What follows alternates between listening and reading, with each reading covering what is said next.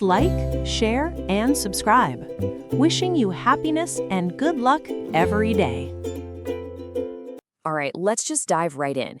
If you've ever stared at a Forex chart, you know that feeling, right? Is it going up? Is it going down? It can feel like you're just guessing. Well, today, we're going to look at a completely different way to see the market, drawing from Anna Couling's work. We're talking about shifting from a flat, one-dimensional view to a full, three-dimensional understanding of where the money is actually going. You know, it always starts with the hype, doesn't it? This dream of your laptop just spitting out cash, financial freedom with a few clicks a day. The Forex market especially is sold as this ultimate get-rich-quick shortcut, and it pulls people in. But what is the actual reality behind that shiny sales pitch? Well, the reality is this number. According to the CFTC, that's the U.S. government agency overseeing these things, a whopping 80% of retail trading accounts are usually losing money. So there's this huge disconnect between the dream being sold and what's actually happening to most people. So why? What's going on? The biggest reason so many people struggle is what we can call the Forex fallacy. They're trading in a total vacuum. They're staring at one chart for one currency pair, say the euro versus the dollar, and trying to figure out its next move based only on that. It's like you're wearing blinders. And in today's world where everything is connected, that's just a recipe for failure. So, how do we fix it? Well, we have to expand our perspective. We need to zoom out from that flat, single chart view and get a full, three-dimensional picture of the market. This is how you start to see the big picture and trade with the flow of global money, instead of getting run over by it. Okay, so this new 3D view is built on three pillars. First, there's relational analysis. That's just understanding how different markets, like bonds and commodities, are all connected. Second is fundamental analysis. Looking at the economic health of a country. And third, of course, is technical analysis, studying the chart itself. When you put all three together, you stop guessing and you start seeing the real story. And the one most traders totally ignore? It's that first one, relational analysis. So that's exactly where we're going to focus today. Let's start with a market that is, get this, double the size of the entire Forex market, yet is almost completely ignored by most retail traders. I'm talking about the bond market. And no, this isn't some boring, complicated world. It's the engine room of the global economy, and it gives us the absolute clearest signals about risk and where the money is moving. So what the heck is a bond, anyway? It's really simple. It's just a loan, an IOU. When you buy a government bond, you are literally lending that government money. And because of that, bonds are seen as a safe haven. It's the place all the big money runs to when it gets scared. Now, here's the good news. You don't have to track every single bond out there. You just need to watch one thing. The yield. The yield is simply the return you get on that loan. Think of it as the ultimate mood ring for the market. It tells us in real time if investors are feeling fearful or if they're feeling greedy. And this is the part that is absolutely crucial to get. A bond's price and its yield have an inverse relationship. They're like a seesaw. When one goes up, the other has to come down. So when investors get scared, they all rush to buy bonds for safety. This high demand pushes the price of bonds UP, which forces the yield down. On the flip side, when investors are confident, they sell their safe bonds to buy riskier things like stocks. Bond prices go down and yields go up. Now, if we chart these yields across different time frames, we get something called the yield curve. A normal yield curve, like this one, just slopes gently upward. It's the sign of a healthy, stable, growing economy. This is your baseline, the everything is okay signal. But what happens when that curve gets really steep? Well, now it's telling us a different story. This often happens at the beginning of an economic expansion, maybe right after a recession. It means investors think the economy is about to take off, so they demand a much higher return to lock their money up for a long time. It's a really bullish sign for that country's currency. But this one, oh boy, this is the signal you never, ever ignore, an inverted yield curve. It's rare, but it is an incredibly powerful predictor of a coming recession. It means investors are so nervous about the future, they're piling into long-term bonds, even for lower returns, just to be safe. This is the yield of fear, and it's a massive red flag that an economic slowdown and serious weakness for that currency is probably on the way. Okay, so bonds tell us about the flow of money in the financial world. But how do we connect that to the real world? Where actual stuff gets made and moved. That's where our second layer of relational analysis comes in, commodities. Think about things like oil, copper, gold. They're the bridge between all that financial paper and the physical world. They're the raw materials for global industry. Is the world building more stuff? Demand for copper goes up. Is global trade picking up? Demand for oil goes up. Commodities give us a direct, real-time look at the health of the global economy. And that, of course, has a huge impact on currencies like the Australian or Canadian dollar. So now we've got the bond market telling us about financial fear and greed, and the commodity market telling us about real-world economic activity. So let's put it all together and create a really simple but powerful way of looking at things. Honestly, it all boils down to this simple dynamic. When the market is driven by fear, money runs away from risky things like stocks and hides in the safety of bonds. That makes bond prices go up and yields go down. But when greed or confidence takes over, that money comes out of hiding and flows out of safe bonds, looking for higher returns. So bond prices fall and yields rise. That's it. That is the fundamental heartbeat of global capital. Once you have this understanding, your entire perspective on trading can just flip. You are no longer just looking at a single line on a single chart. You're seeing a reflection of a much larger global story playing out. And this really just says it all. The old view is that isolated price chart, it just looks like random wiggles. But the new view sees that exact same chart and realizes it's the end result of a massive global flow of money, a constant dance between bonds, commodities, and equities, all driven by that push and pull between risk and safety. Suddenly, those wiggles start to make sense.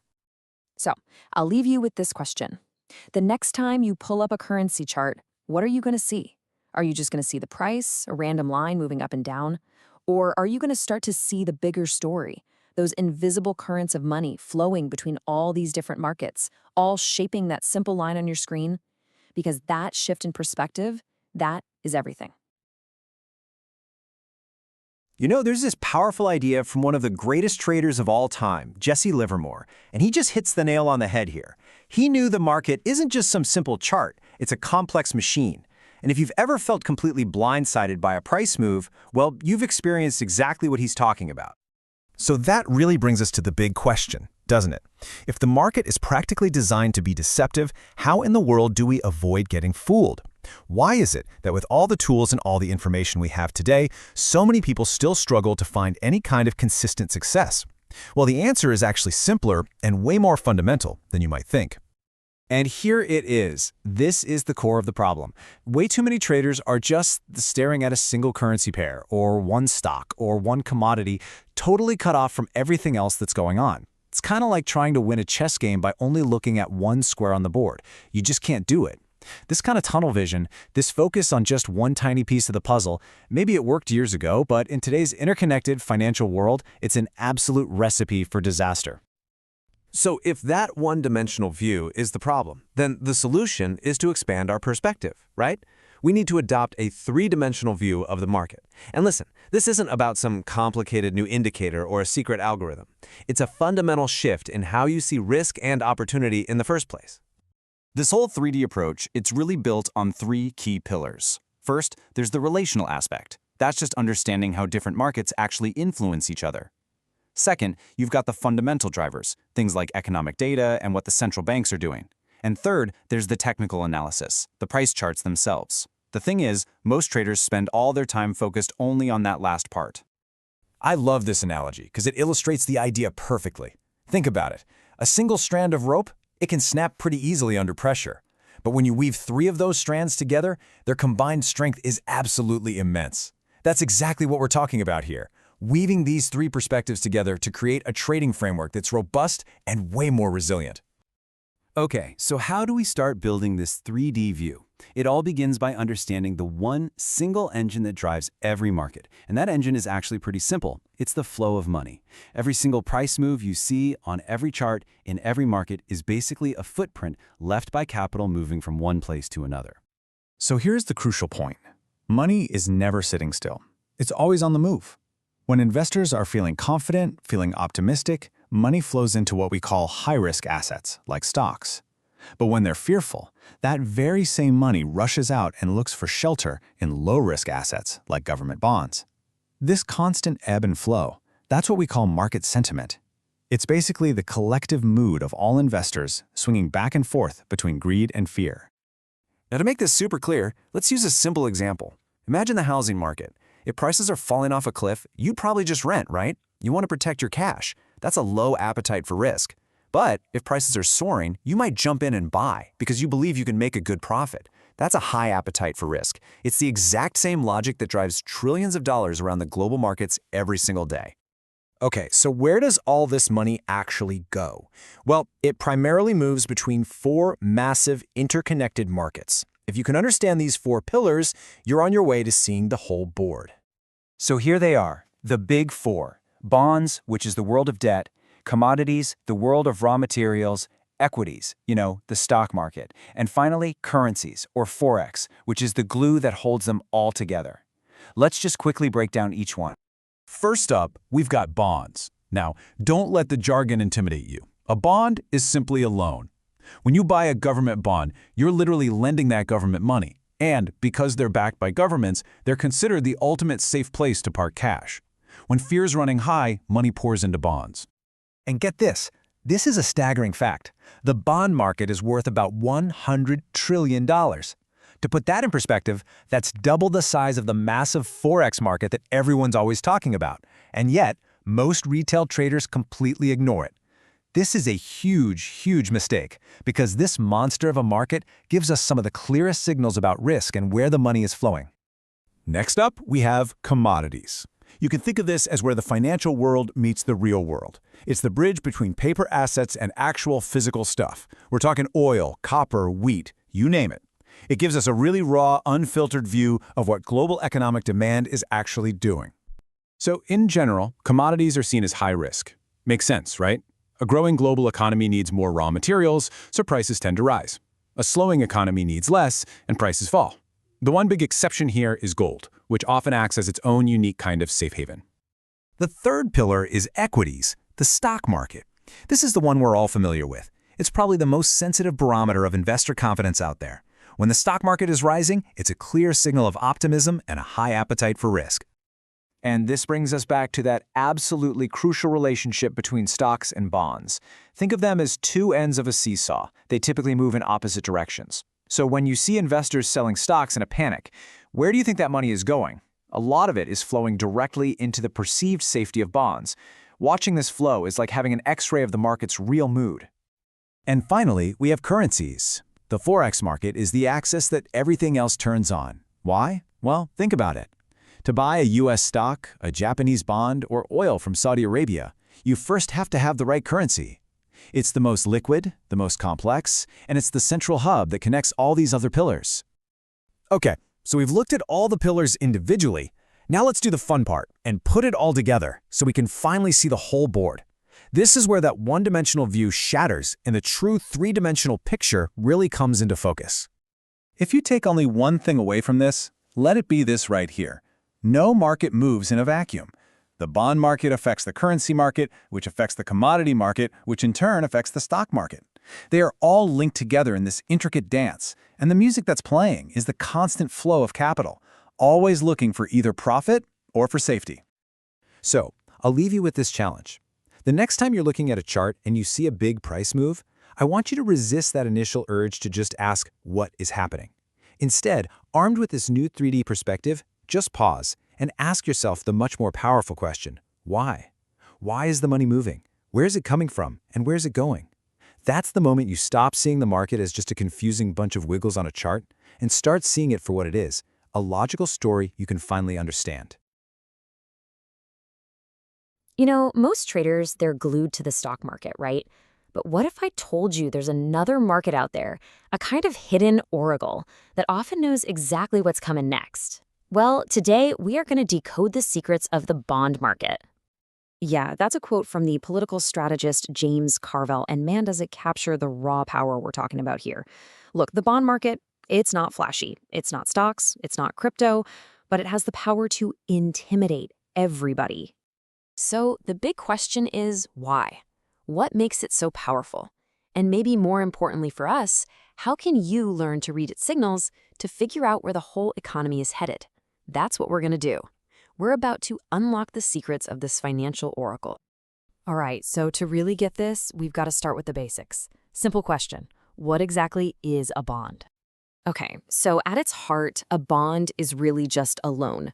Think of it like an IOU. You lend money to, say, a government or a huge company, and in return, they promise to pay you back with interest. Simple enough.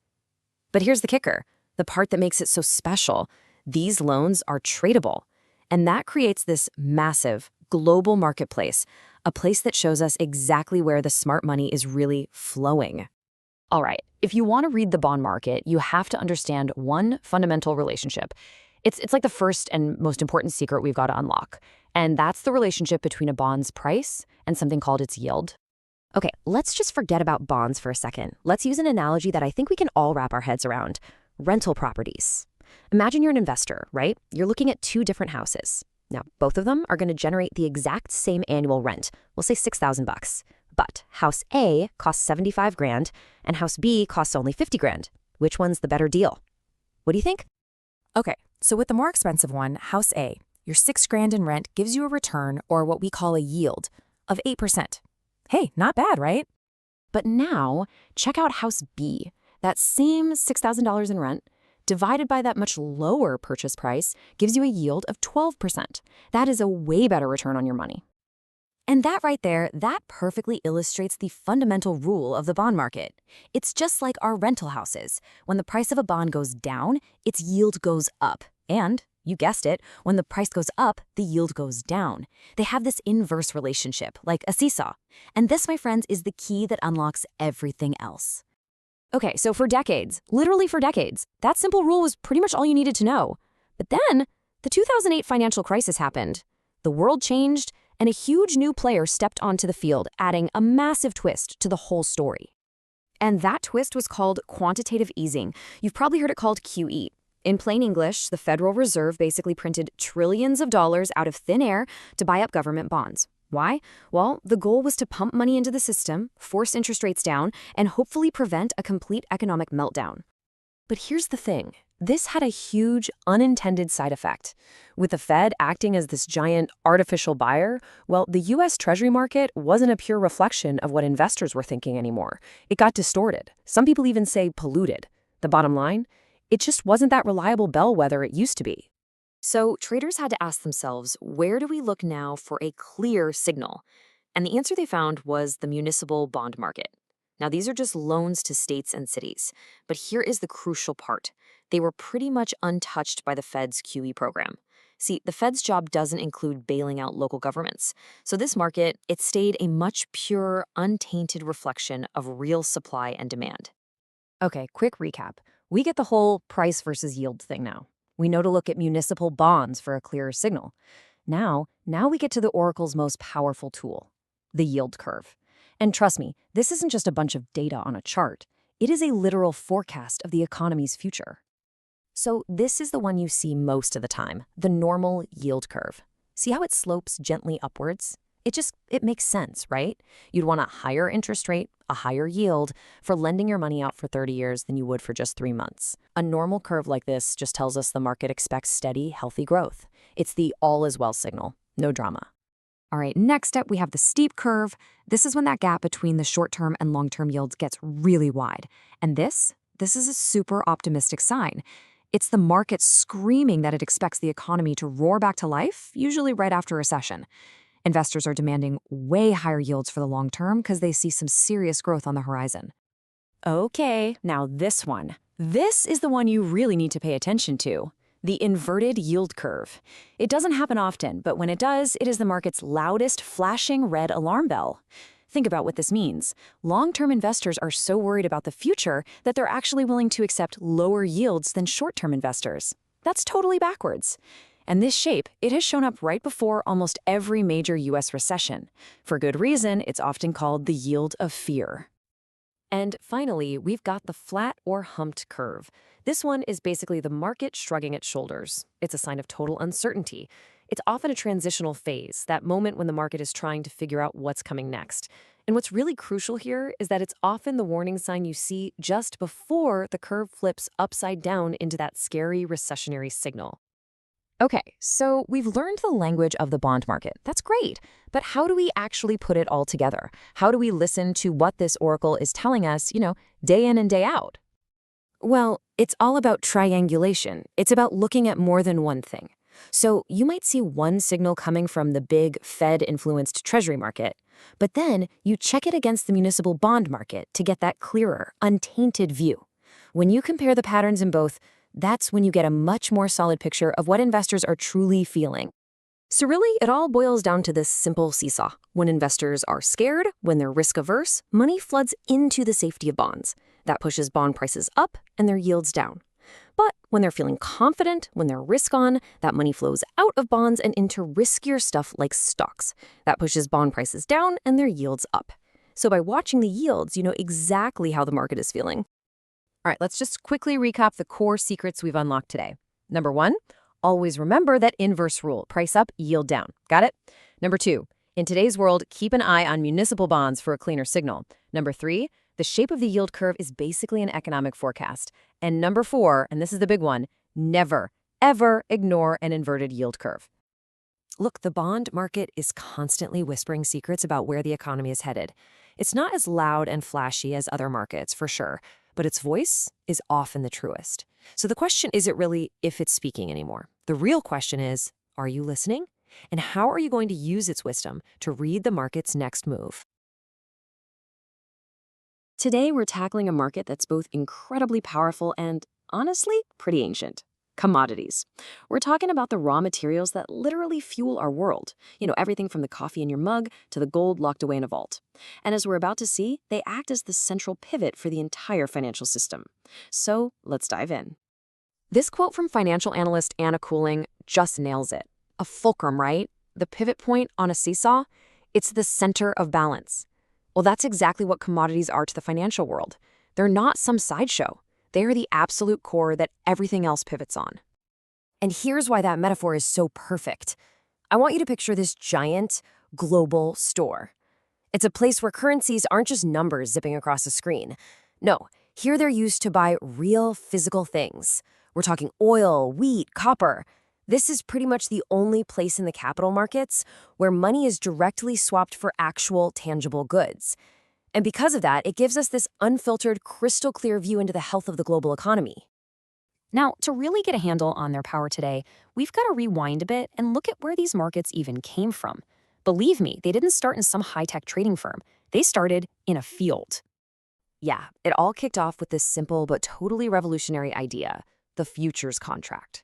See, farmers in the U.S. Midwest were dealing with massive uncertainty, right? Would a drought kill their crops? Would a bumper crop tank prices?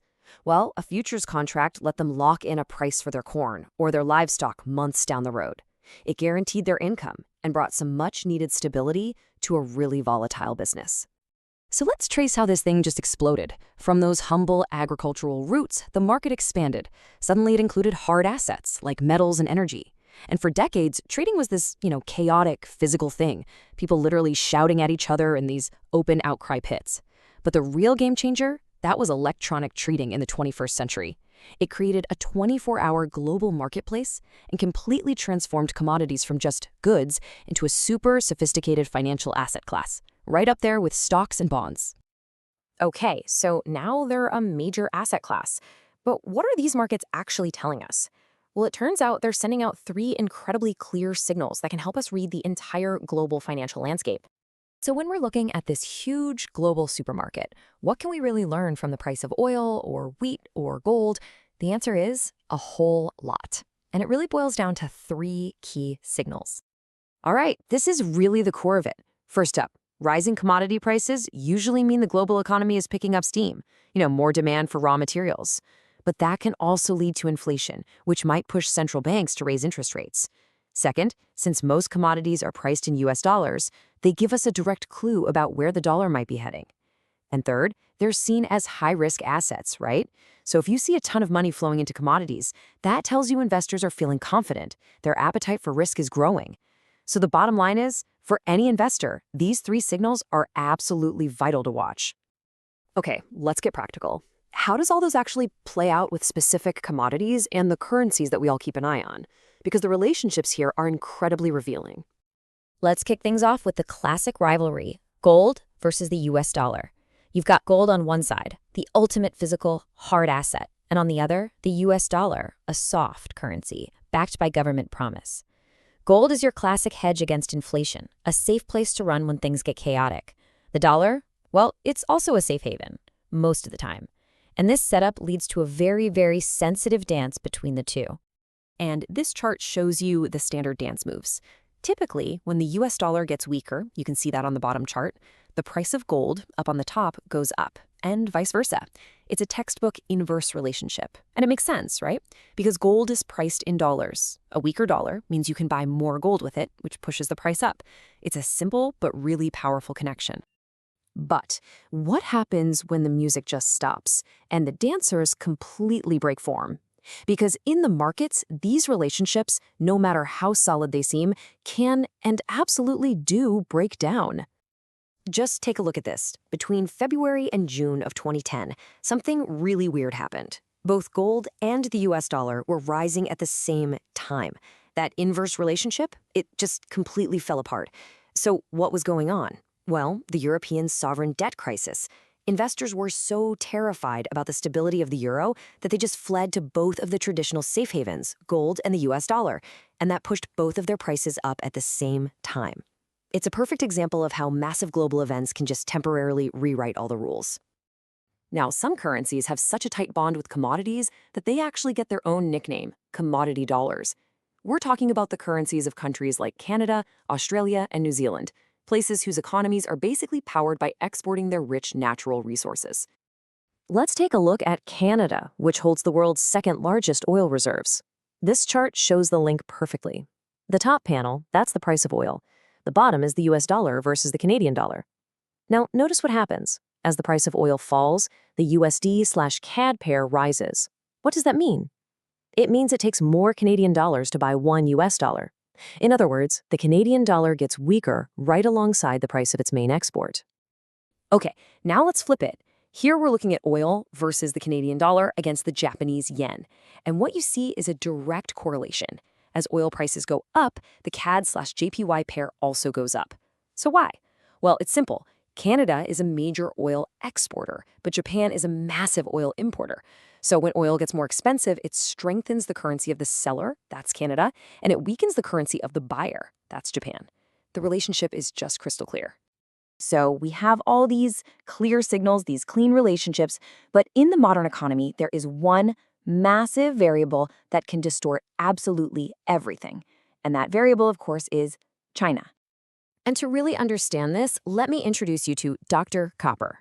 Traders give copper this nickname because it's used in, well, everything, from construction to manufacturing.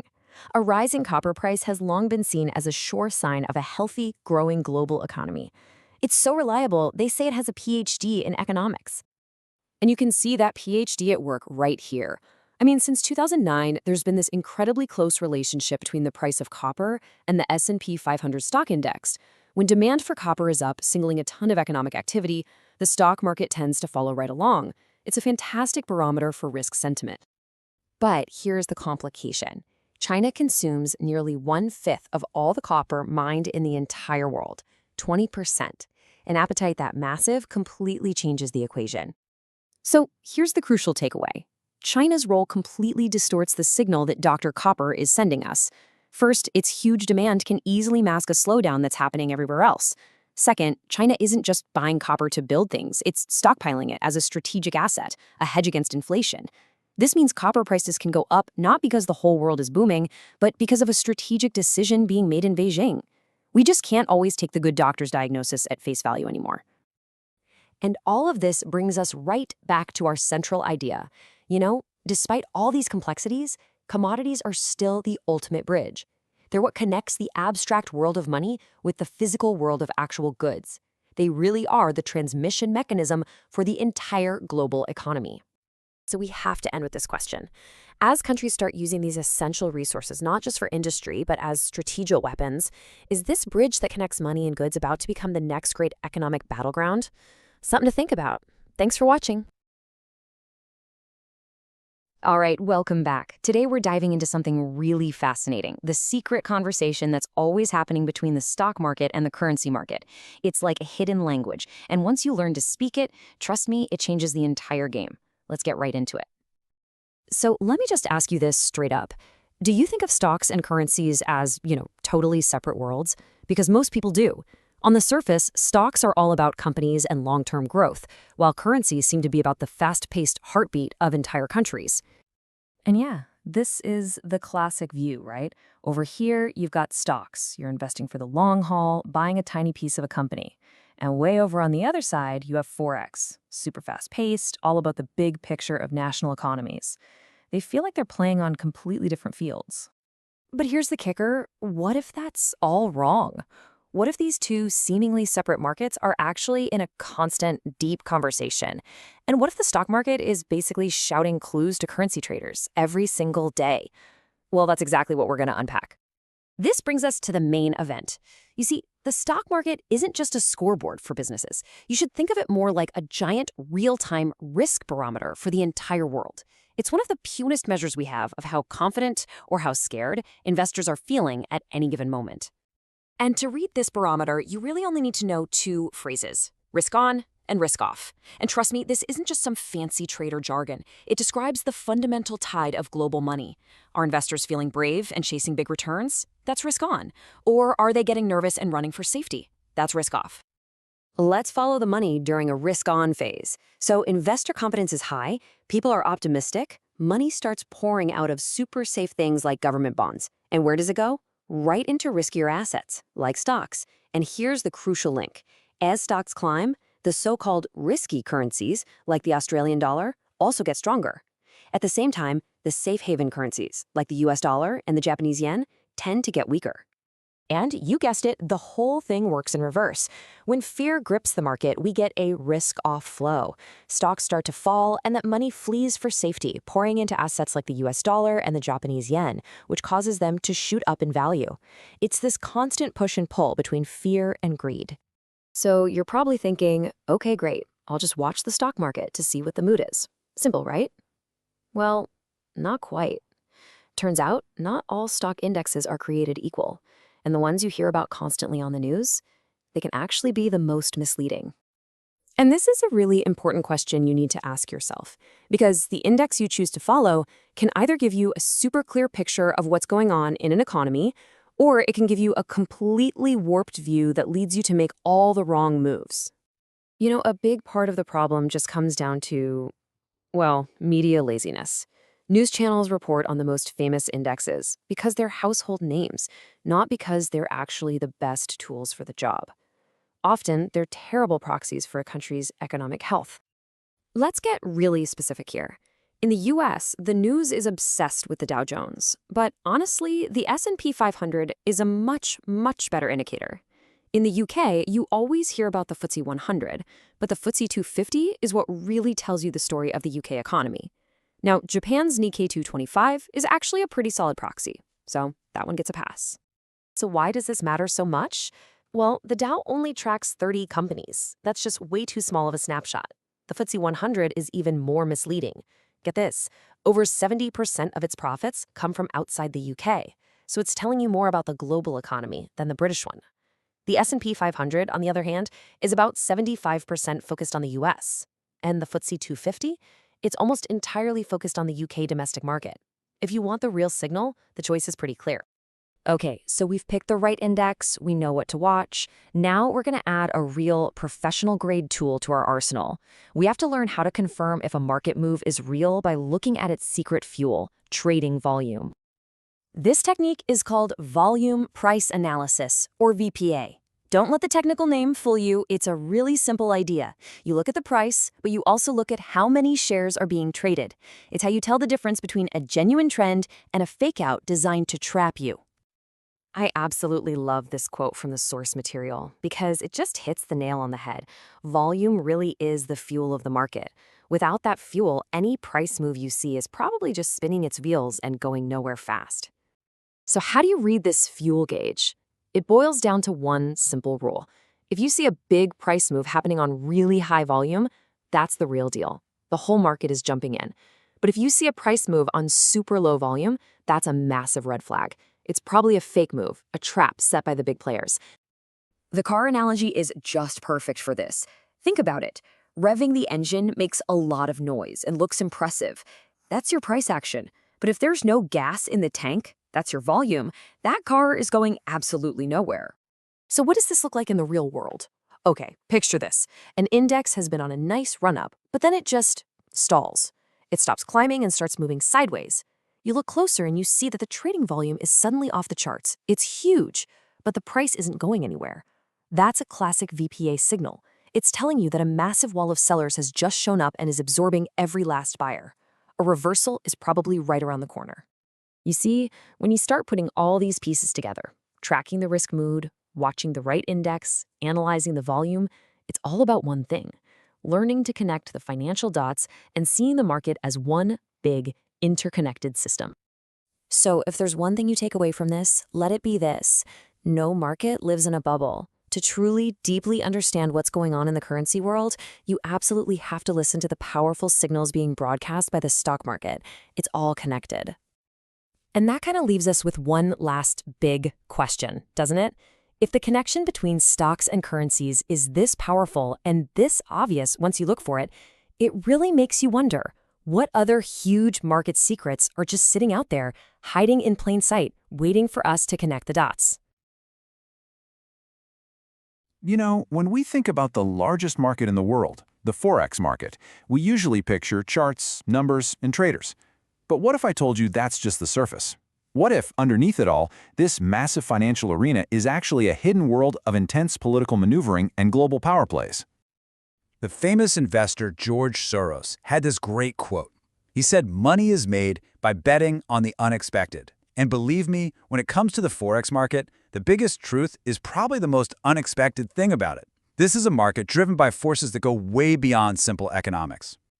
So what is it? What's this big, unexpected truth that's steering trillions of dollars every single day? Well, it boils down to a pretty simple but really profound idea.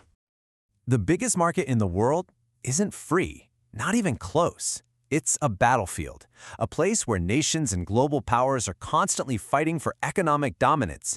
And if you really want to understand this market, you have to understand that fight.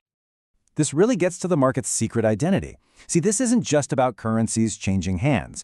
It's the main stage where global politics and money smash into each other in this chaotic and kind of glorious melting pot. And that's exactly what makes Forex so unique. It is hands down the most politically influenced and, frankly, manipulated market on the entire planet. Central banks use it as a weapon, a tool to steer their own economies, often by keeping their currency weak on purpose to help their exports. It becomes this grand stage for trade wars, jealousy, you name it.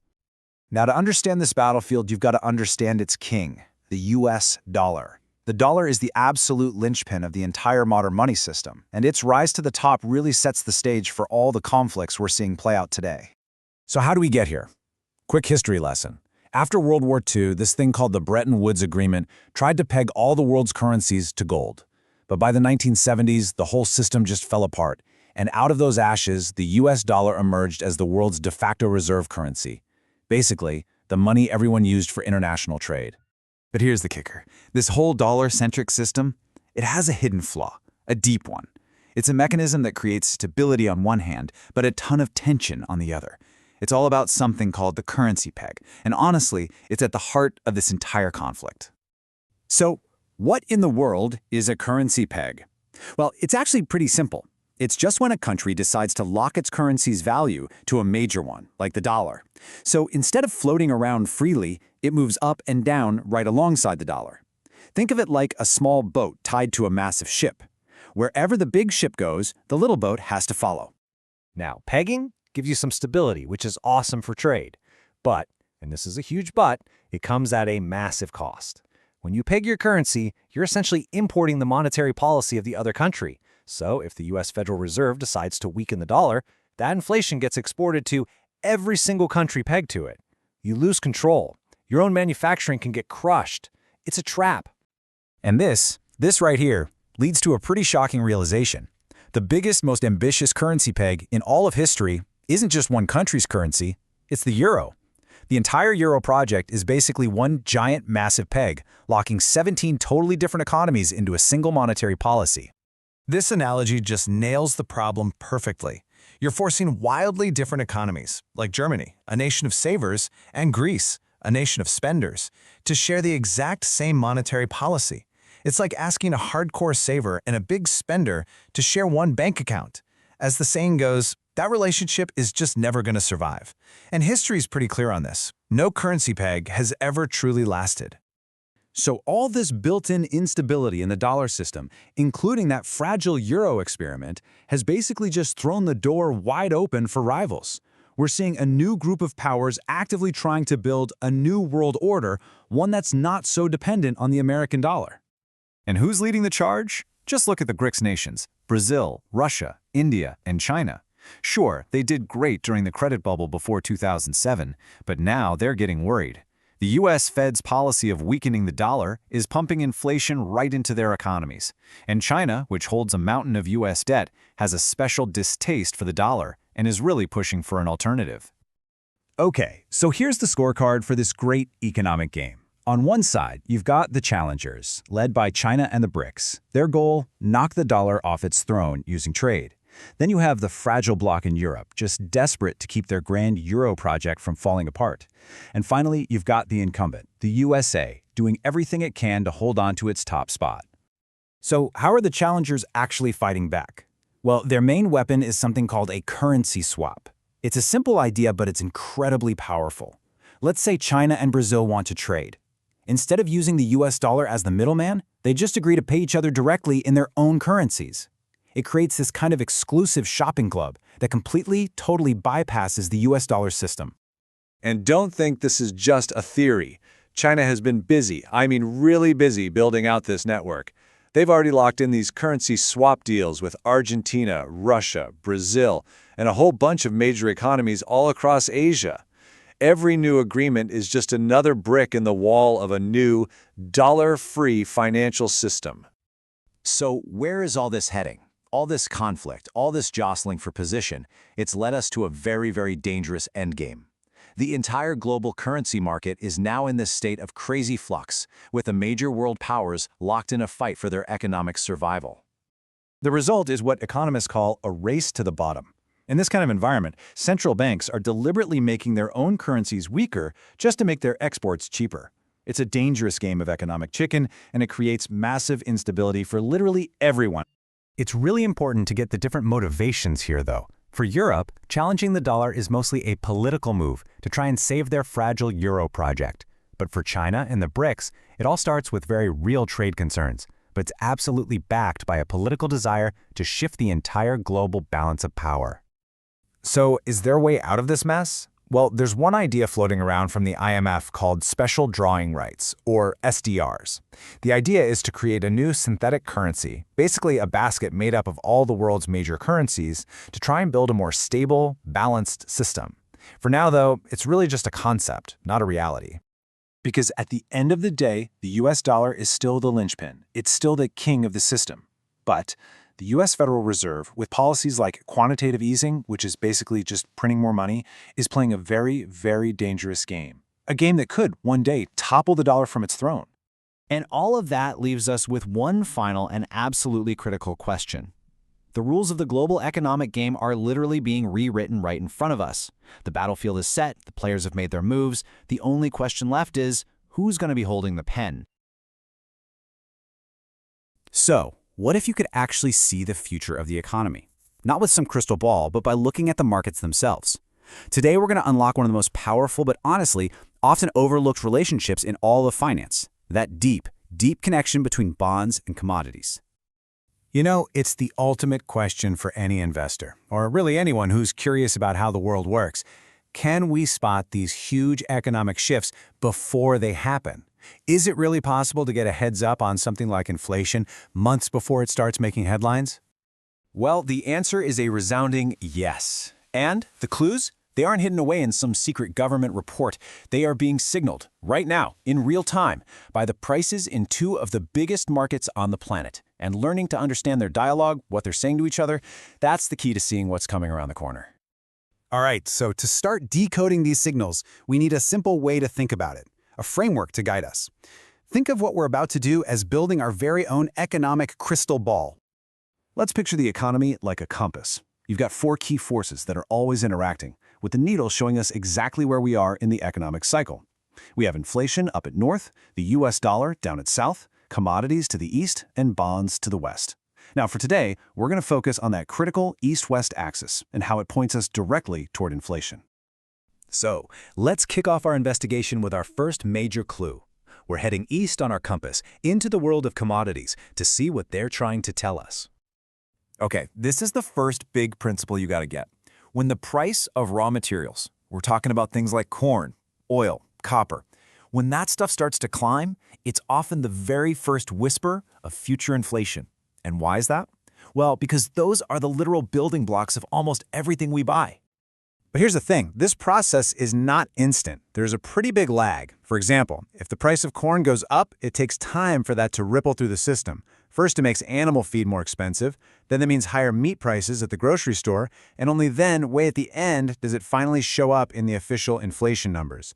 This delay can be 6, 9, sometimes even more months, which means the commodity market is giving us an incredibly powerful preview of what's coming down the road.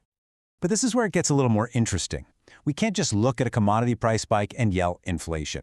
We have to ask a more important question. Why is the price rising? Is it a genuine increase in demand from a booming economy, or is it just some kind of temporary supply problem? So understanding why prices are moving is absolutely crucial. And this brings us to two really key market terms. First up is backwardation. This happens when today's price is actually higher than the future price. It points to a short-term supply problem, like a factory shutdown or a bad harvest. It's not a real inflation signal. But the second one, contango, that's different. This is when the future price is higher than today's price. It signals that the market is expecting strong, sustained demand for a long time to come. That is the powerful signal of real underlying inflationary pressure that we are looking for. Okay, so we've decoded our first signal from commodities. Now let's move on to our second clue by turning west on our compass into the massive, massive world of the bond market. All right, first, just a quick refresher. A bond's yield is simply the return you get on it, and it has this inverse relationship with the bond's price. So when a bunch of investors start selling bonds, the price falls and the yield goes up. It's kind of like a financial seesaw. One side goes up, the other goes down. So why does this all matter? Because bond yields are like the collective guess of the entire market about where inflation is heading. Think about it. If big investors believe inflation is coming, they're going to demand a higher return, a higher yield, to protect their money's buying power in the future. This pushes yields up across the board, and it acts like a giant flashing neon sign of the market's expectations. So we have our two clues, the message that's coming from commodities and the forecast that's coming from the bond market. Now we're going to put them together, and this is where the real magic happens. And there it is. That's the formula. When you see rising commodity prices, and specifically in that contango state we talked about, happening at the exact same time as rising bond yields, well, you've got an incredibly powerful, confirmed signal that inflation is on the horizon. This isn't just some theory. This is the combination that central banks and the Fed watch like a hawk.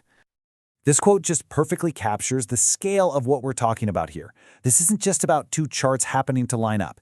It is the fundamental intersection of real-world demand for physical stuff, commodities, and the financial world's price for borrowing money, bond yields.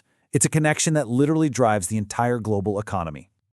Okay, so we know the signal, but what happens when that signal gets louder and louder and louder? Well, as it turns out, there's a historical tipping point, a real line in the sand that tells us the entire mood of the economy is about to change. And that number is 5%. We're talking specifically about the yield on the 10-year U.S. Treasury note. Historically, this has been the psychological threshold where the market's entire perspective on the economy just flips. Let's break down this shift. When yields are rising, but they're still below 5%, the market actually cheers. It's seen as a sign of a healthy, growing economy. Money flows out of safe bonds and into riskier things like stocks. But the moment yields cross above that 5% mark, the story completely flips on its head. Now those same high yields are seen as a threat, a sign that high inflation could actually choke off all that growth. And this triggers what some call the Great Reversal, as money rushes out of those risky assets and piles back into the safety of bonds. Yep, that move across the 5% threshold and the flood of money that follows it from risk to safety is one of the clearest signals you can get that a major turning point in the economic cycle is happening. It's the exact moment the market switches from greed to fear. And that leaves us with the big question. Now that you have the compass, you have the clues, and you have the tipping point, you can look at the markets yourself. So what are bonds and commodities signaling to us today? The answer is right there, waiting for you to read it. All right, let's jump right in. You've probably heard the old rule of thumb, right? When investors get spooked, they dump their stocks and run for the safety of bonds. But what if I told you that's just scratching the surface? What if the bond market is holding a much deeper, more powerful secret? One that can actually predict huge shifts in the stock market before they even happen. The investing legend Peter Lynch absolutely nailed it with this one. You know, fear is the #1 reason people make their biggest mistakes, selling at the very bottom and then completely missing that big rebound. So that really is the million-dollar question, isn't it? Is there some kind of alarm bell that can ring before the storm actually hits? Well, it turns out there is. There's an early warning system hiding in plain sight. And that system? Yeah, it's the bond market. Okay, so before we get to the really juicy stuff, we've got to do a quick refresh on the basics, how most people think these two markets are supposed to play together. This is that classic risk-on, risk-off dynamic. So when times are good and everyone's happy, investors are in risk-on mode. They're throwing money into stocks, hoping for big growth. But the moment the mood sours, it's risk-off. All that cash flees to the perceived safety of bonds, which are basically just super safe loans to the government. And honestly, this is where most explanations just stop. But here's the real key.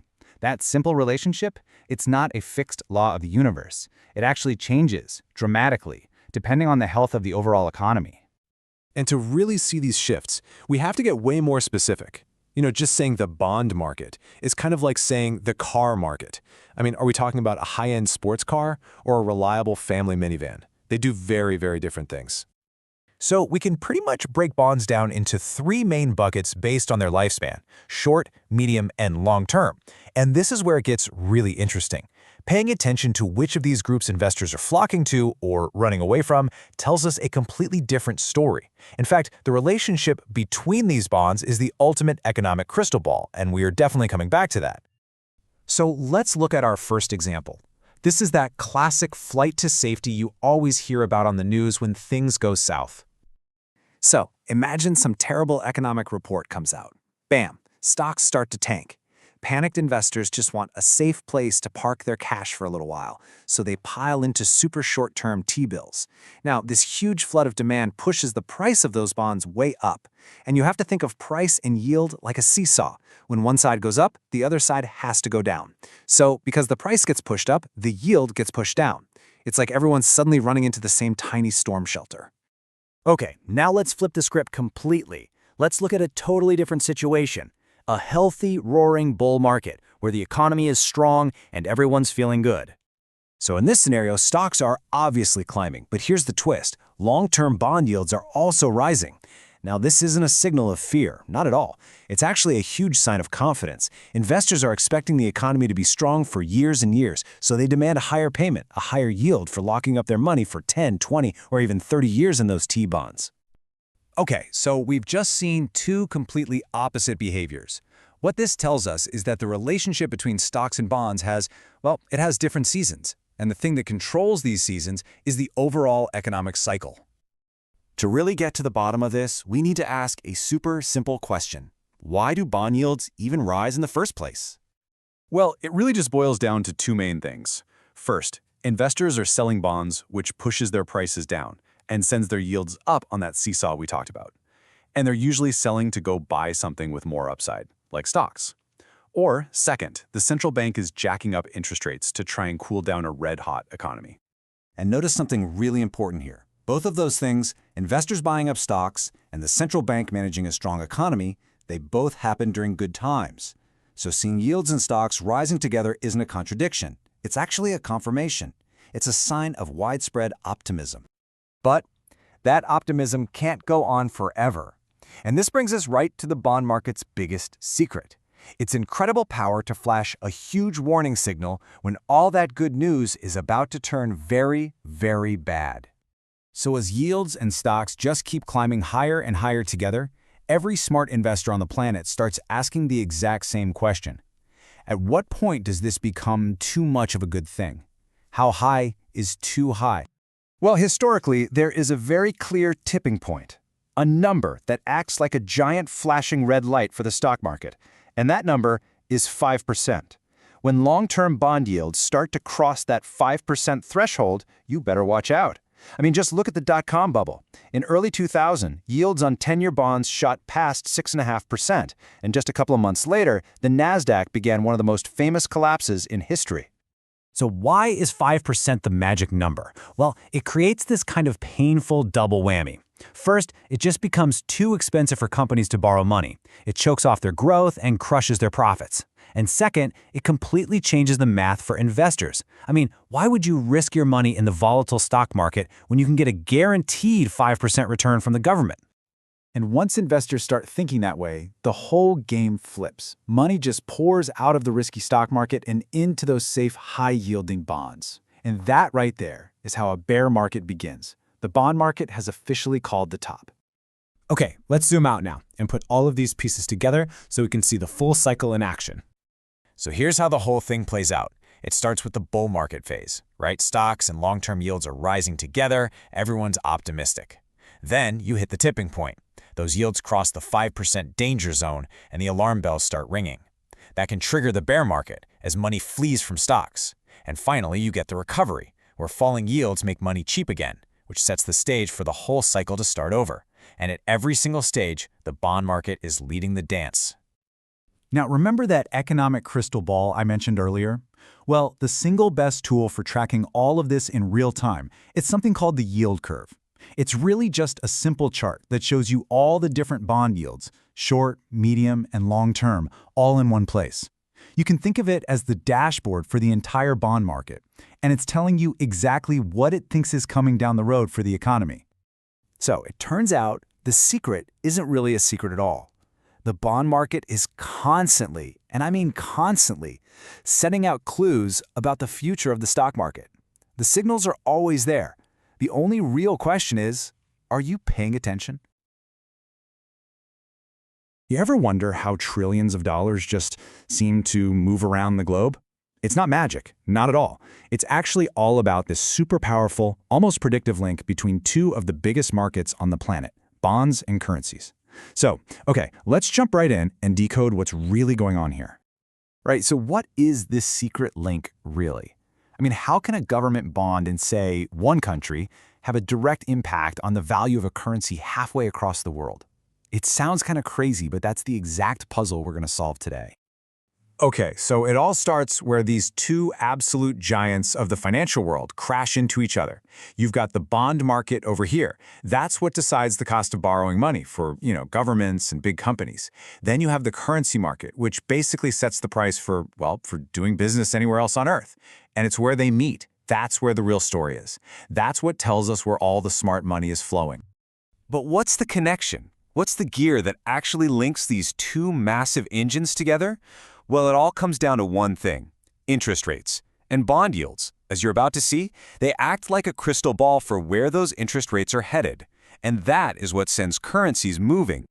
And let's be super clear here. We're not talking about some minor little influence. No way. As the source material points out, interest rates are often the single most important factor. It really just comes down to simple logic, right? Global money is like a heat-seeking missile, always looking for the best return. So when a country starts offering higher interest rates, boom, it attracts this flood of foreign cash. That drives up demand for its currency, and the value shoots right up. So here's how this plays out. It's like a clear chain reaction. First, something in the economy shifts. Maybe growth starts picking up, and bond yields react instantly. See, if investors think the economy's getting stronger, they'll demand higher yields on those bonds. Okay, step two. Those rising yields send a massive signal to the market, basically screaming that the central bank is probably going to raise official interest rates soon. And then, step three, the currency traders, who are always trying to be one step ahead of the game, they start buying that currency right now. They're anticipating that rate hike, and they push the value up before the central bank has even made an announcement. And look, when we're talking about bond yields, there is one number that stands above all the rest: the 10-year government bond. This is the big one. It's the market's key benchmark. Think of it like the sweet spot for timeframes, right? It's long enough to capture the big, important economic trends, but it's not so far in the future that it's just total guesswork. The yield on this single bond is probably the best indicator we have for where investors think interest rates are going to go over the next 10 years. All right, so this isn't just some boring textbook theory. Not at all. There is a very specific, real-world strategy that turns this whole idea into a multi-trillion-dollar game. It's called the carry trade, and you can think of it as the engine that drives these massive flows of money, all following the map laid out by bond yields. Yeah, you can see the formal definition right there, but let's just cut to the chase. Imagine you could get a loan for almost zero interest in one currency. Then you immediately take that cash, flip it into another currency, and buy a government bond that's paying a way higher interest rate. That difference, that gap between what you have to pay in interest and what you're earning, that's just pure profit. And this isn't some little trick for speculators. We are talking about a fundamental money-making strategy for pretty much every major bank and hedge fund out there. So let's look at a classic example of how this works in the real world.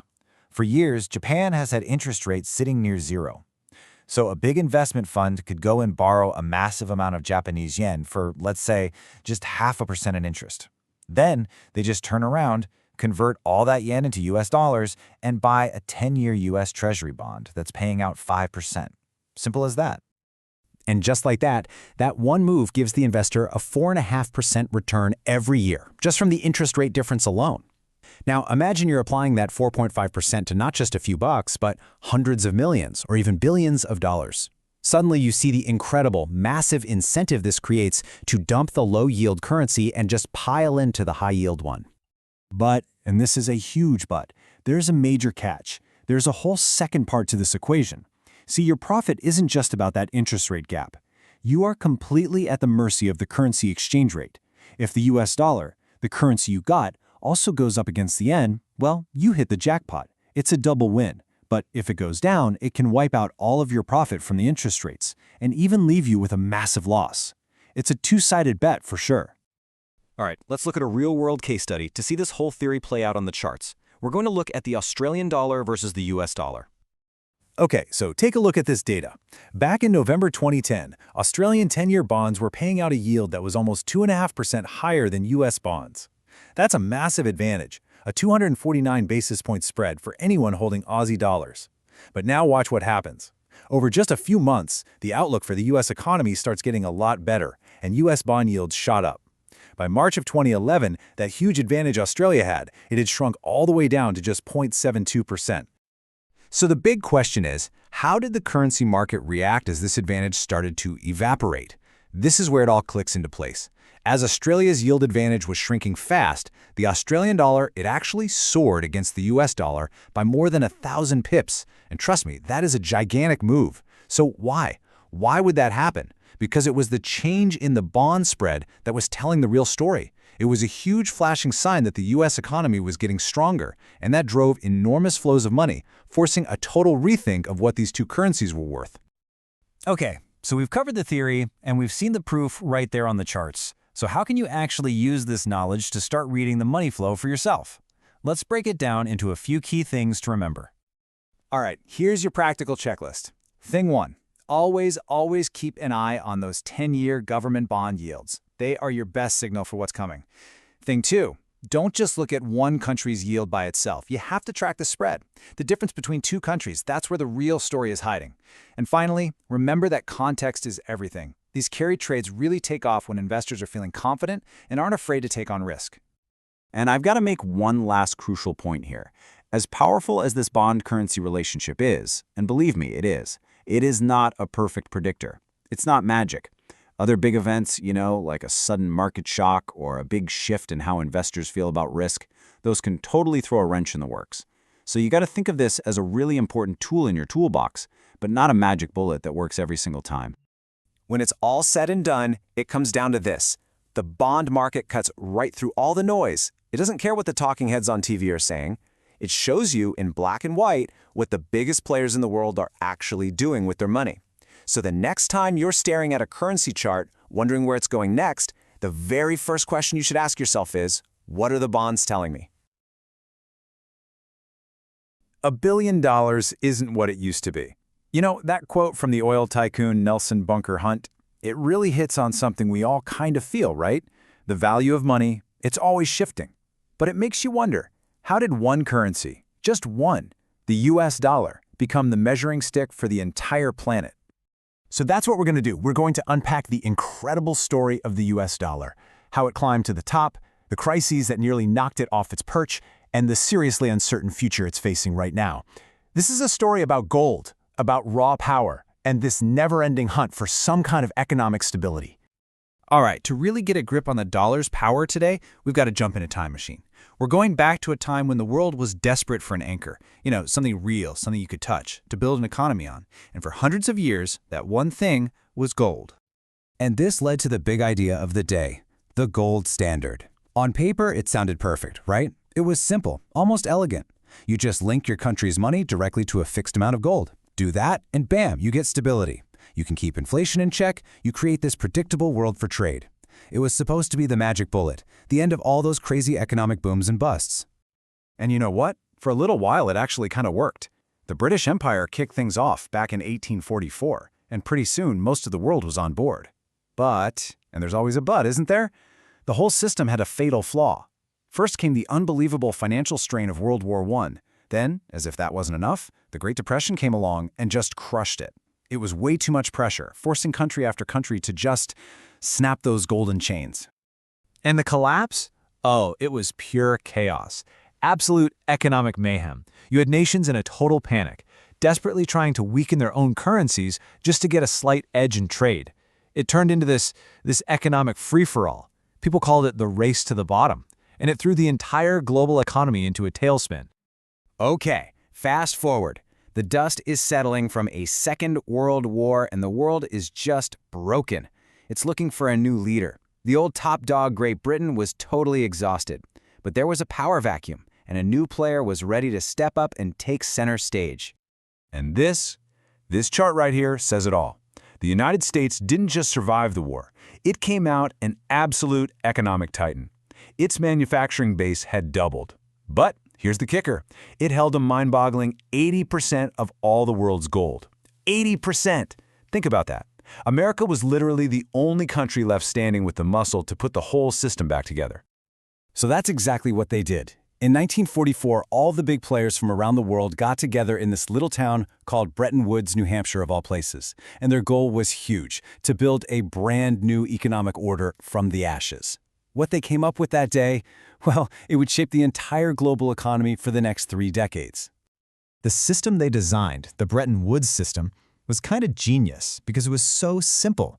See, instead of having every single currency trying to peg itself to gold, which was a mess, they decided, let's just peg everything to the US dollar. And then the dollar would be the only one you could trade in for gold. It was a brilliant move. It made the US dollar the absolute center of the universe, the linchpin holding the whole thing together. And here was the promise, the rock-solid foundation for all of it. The price was set in stone. 1 ounce of gold was worth 35 US dollars. Exactly. No ifs, ands, or buts. Not 34, not 36, 35 bucks. That was the deal. And just like that, boom, the US dollar was officially crowned king. It became the world's reserve currency, the go-to safe place for everyone's money. It was the ultimate benchmark that every other currency was measured against. The new gold standard was, well, it was the dollar. But you know how stories go. No king reigns forever. This golden age for the dollar couldn't last.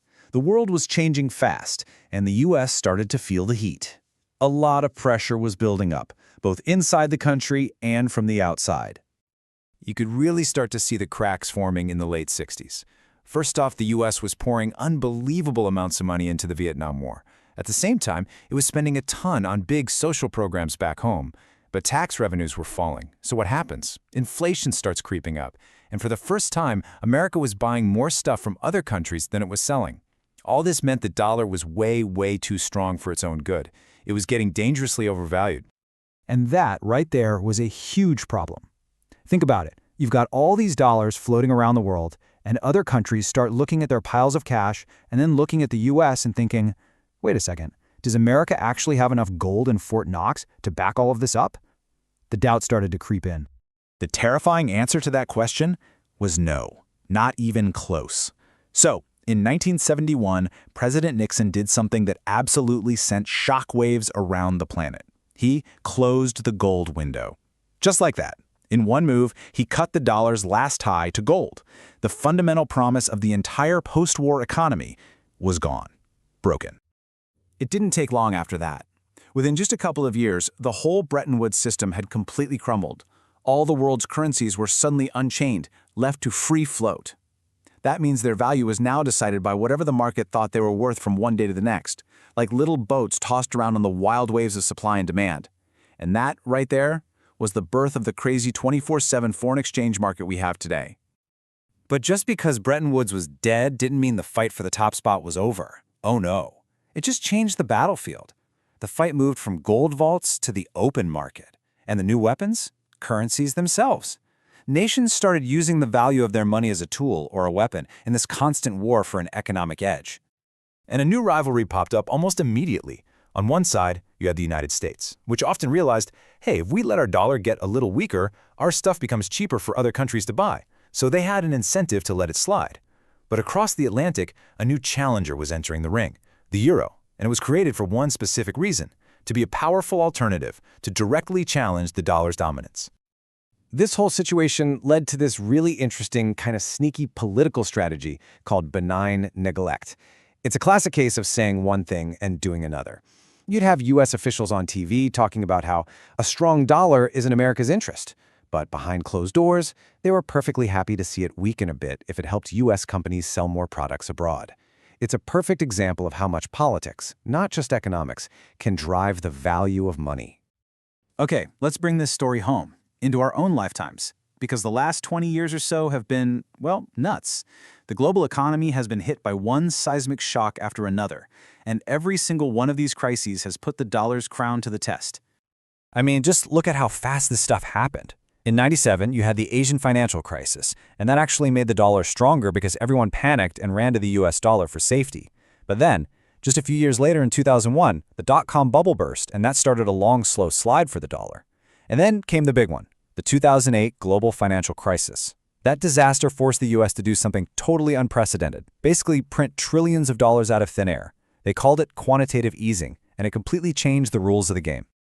And this is maybe the most important point of all. In its effort to save its own economy, the US flooded the world with so many dollars that it kind of made them less special. For the very first time in decades, serious investors started looking around and going, maybe the dollar isn't the only safe place to park my money. They started looking at the Swiss franc, the Japanese yen, the dollar's total absolute monopoly on being the world's safe haven. It was over. So where are we now? We're in a world that's just full of uncertainty. You've got China, a huge economy that's basically been built on a mountain of cheap credit.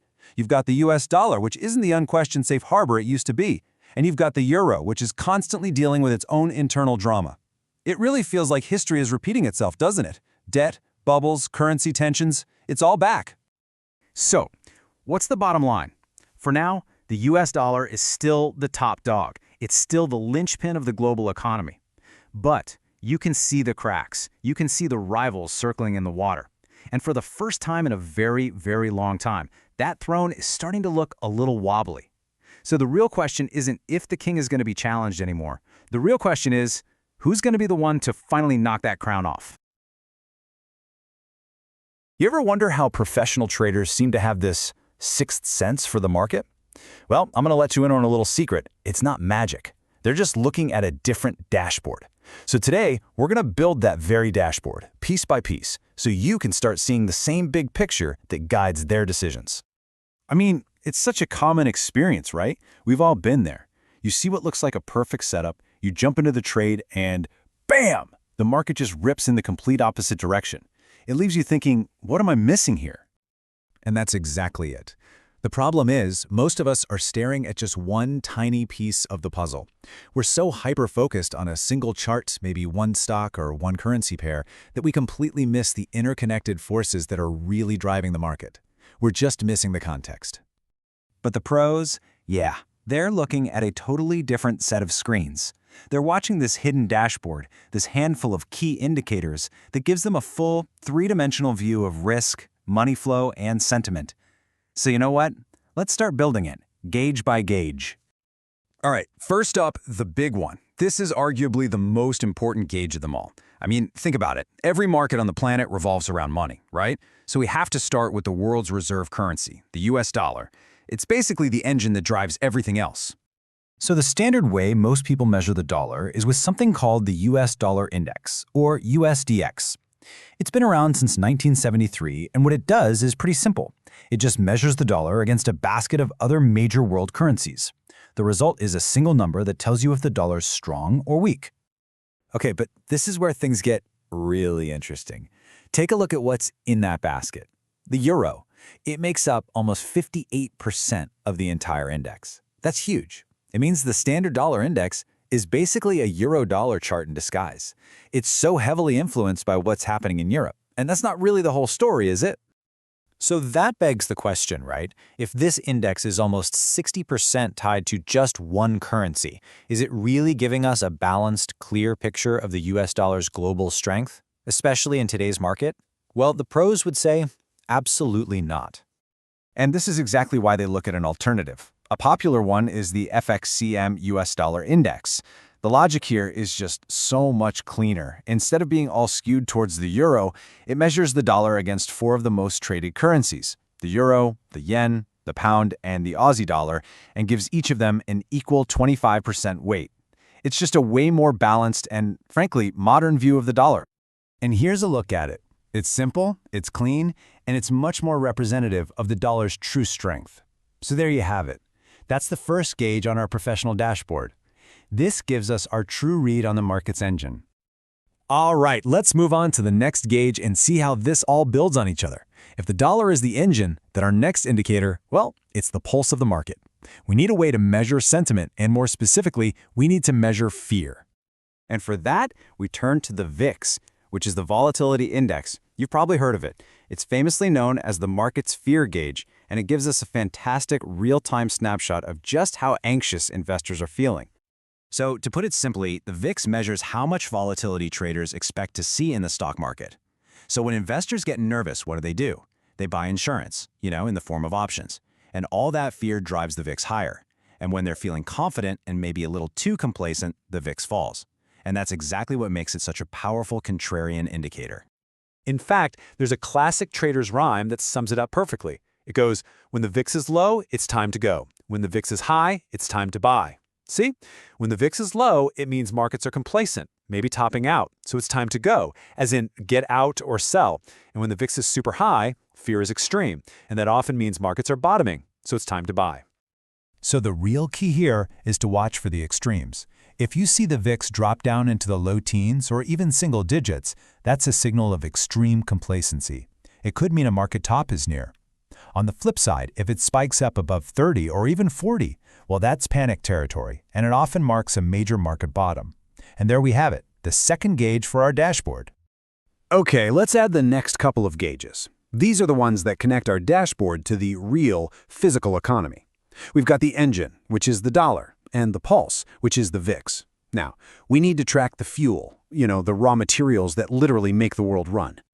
And just like with the dollar index, the standard way to track commodities, the CRB index, is a little unbalanced. It's got a really heavy weighting toward energy. So again, the pros look for a better alternative, the Continuous Commodity Index, or CCI. This one takes 17 different commodities and gives them all an equal weighting. That gives you a much more balanced view of broad inflationary pressures. But wait a second. Commodity prices can be pushed around by speculators, right? So what if we wanted to track the actual physical demand for these raw materials in the real world? How on earth would you even measure that? Well, the answer is one of the most brilliant and frankly purest indicators in all of finance, the Baltic Dry Index, or BDI. Now get this, it doesn't track the price of the commodities themselves at all, no. Instead, it tracks the cost to ship all those raw materials across the ocean on those giant cargo ships. And this is exactly why it's such a pure signal. There's no speculation involved here.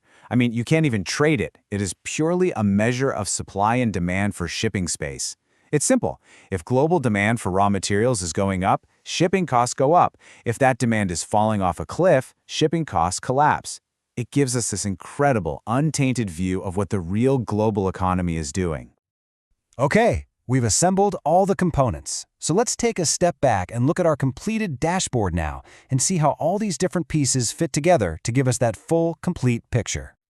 So here it is, your professional trading dashboard. It's just 4 simple gauges, but they answer 4 absolutely crucial questions.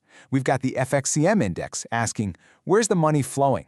The VIX asks, what's the market's mood? Are people fearful or complacent? The CCI index asks, are real-world inflationary pressures building? And finally, the BDI asks, is the global economy actually expanding or is it contracting? But listen, the real power here isn't in any single one of these gauges. The magic is in seeing how they move together. When you see the dollar, the VIX, the CCI, and the BDI all start pointing in the same direction, that's when they paint a really clear picture of where the market is probably headed next. That's the crucial context that most traders are completely missing. So there you have it. You now have the blueprint for the very same dashboard that the pros are using to navigate the markets. The only question left is, now that you can see it too, what is it telling you right now, today? Have you ever stared at a price chart, one of those with all the squiggly lines, and just felt like you were missing something? Like you were only getting a tiny piece of the real story? Well, you're not wrong. So in this explainer, we're going to go way beyond those simple charts to build a full 3-dimensional picture of what's really moving the markets. It's the big question, right? Why does it all seem so chaotic? You see a stock shoot up, a currency drop, and it can feel totally random. Why is it so hard to get a real signal of what's happening? And let's be honest, what might be coming next? Well, the answer is actually pretty simple, but it's also a game changer. See, looking at just one price chart is kind of like trying to understand a person by just looking at a single flat photograph. You're only seeing one dimension of a really complex 3-dimensional world. The market isn't just one thing. It's this huge web of interconnected assets, and they're all talking to each other. So, how do we start to see that full picture? We use a technique called relational analysis. Don't let the fancy name fool you. It's really just the art of looking at the connections between different markets to figure out the bigger story. It's about seeing how money is flowing from one place to another, and that right there reveals the market's true mood. Okay, so our first tool in this little detective kit is all about measuring risk, or maybe more accurately, fear in the financial system. We're talking about something called the TED spread. Just think of it as the market's own fear gauge. So what is this thing exactly? The TED spread is simply the difference, the spread, between 2 really important interest rates. First, you have the rate on super safe 3-month U.S. Treasury bills. And second, you have the 3-month LIBOR rate, which is basically what banks charge to lend money to each other. And here's why that tiny difference matters so much. The Treasury rate is considered risk-free because, well, it's backed by the U.S. government. But the LIBOR rate, that includes the risk that banks see when they're thinking about lending to their buddies. So the gap between these 2 rates is a direct measurement of how nervous banks are about the whole system. It's literally the gap between safety and fear. So when you see that gap getting wider, it's a huge red flag. It's telling you that banks are getting nervous and are starting to charge each other more for loans. At the exact same time, it means investors are ditching risky stuff and running to the safety of T-bills. This is what we call a risk-off environment, and it is often a powerful warning that a recession could be just around the corner. And just how powerful can this signal get? Get this, at the absolute peak of the 2008 financial crisis, the spread just exploded to 463 basis points. Now, a basis point is just 0.01%, so we're talking about a staggering 4.63% difference. The alarm bells weren't just ringing, they were screaming. And this chart just says it all. I mean, look at that thing. That giant spike you see in 2008, that's the TED spread. You can literally see the moment sheer panic gripped the entire banking system. It's just a clear, undeniable signal of extreme fear, and it showed up long before most people felt the full effects on the wider economy.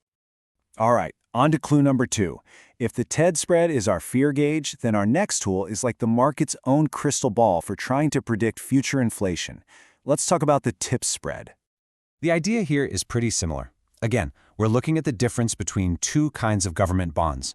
On one hand, you have your regular, old, conventional Treasury bond. And on the other, you have a special kind called a Treasury Inflation Protected Security, or TIPS. The name kind of gives it away, right?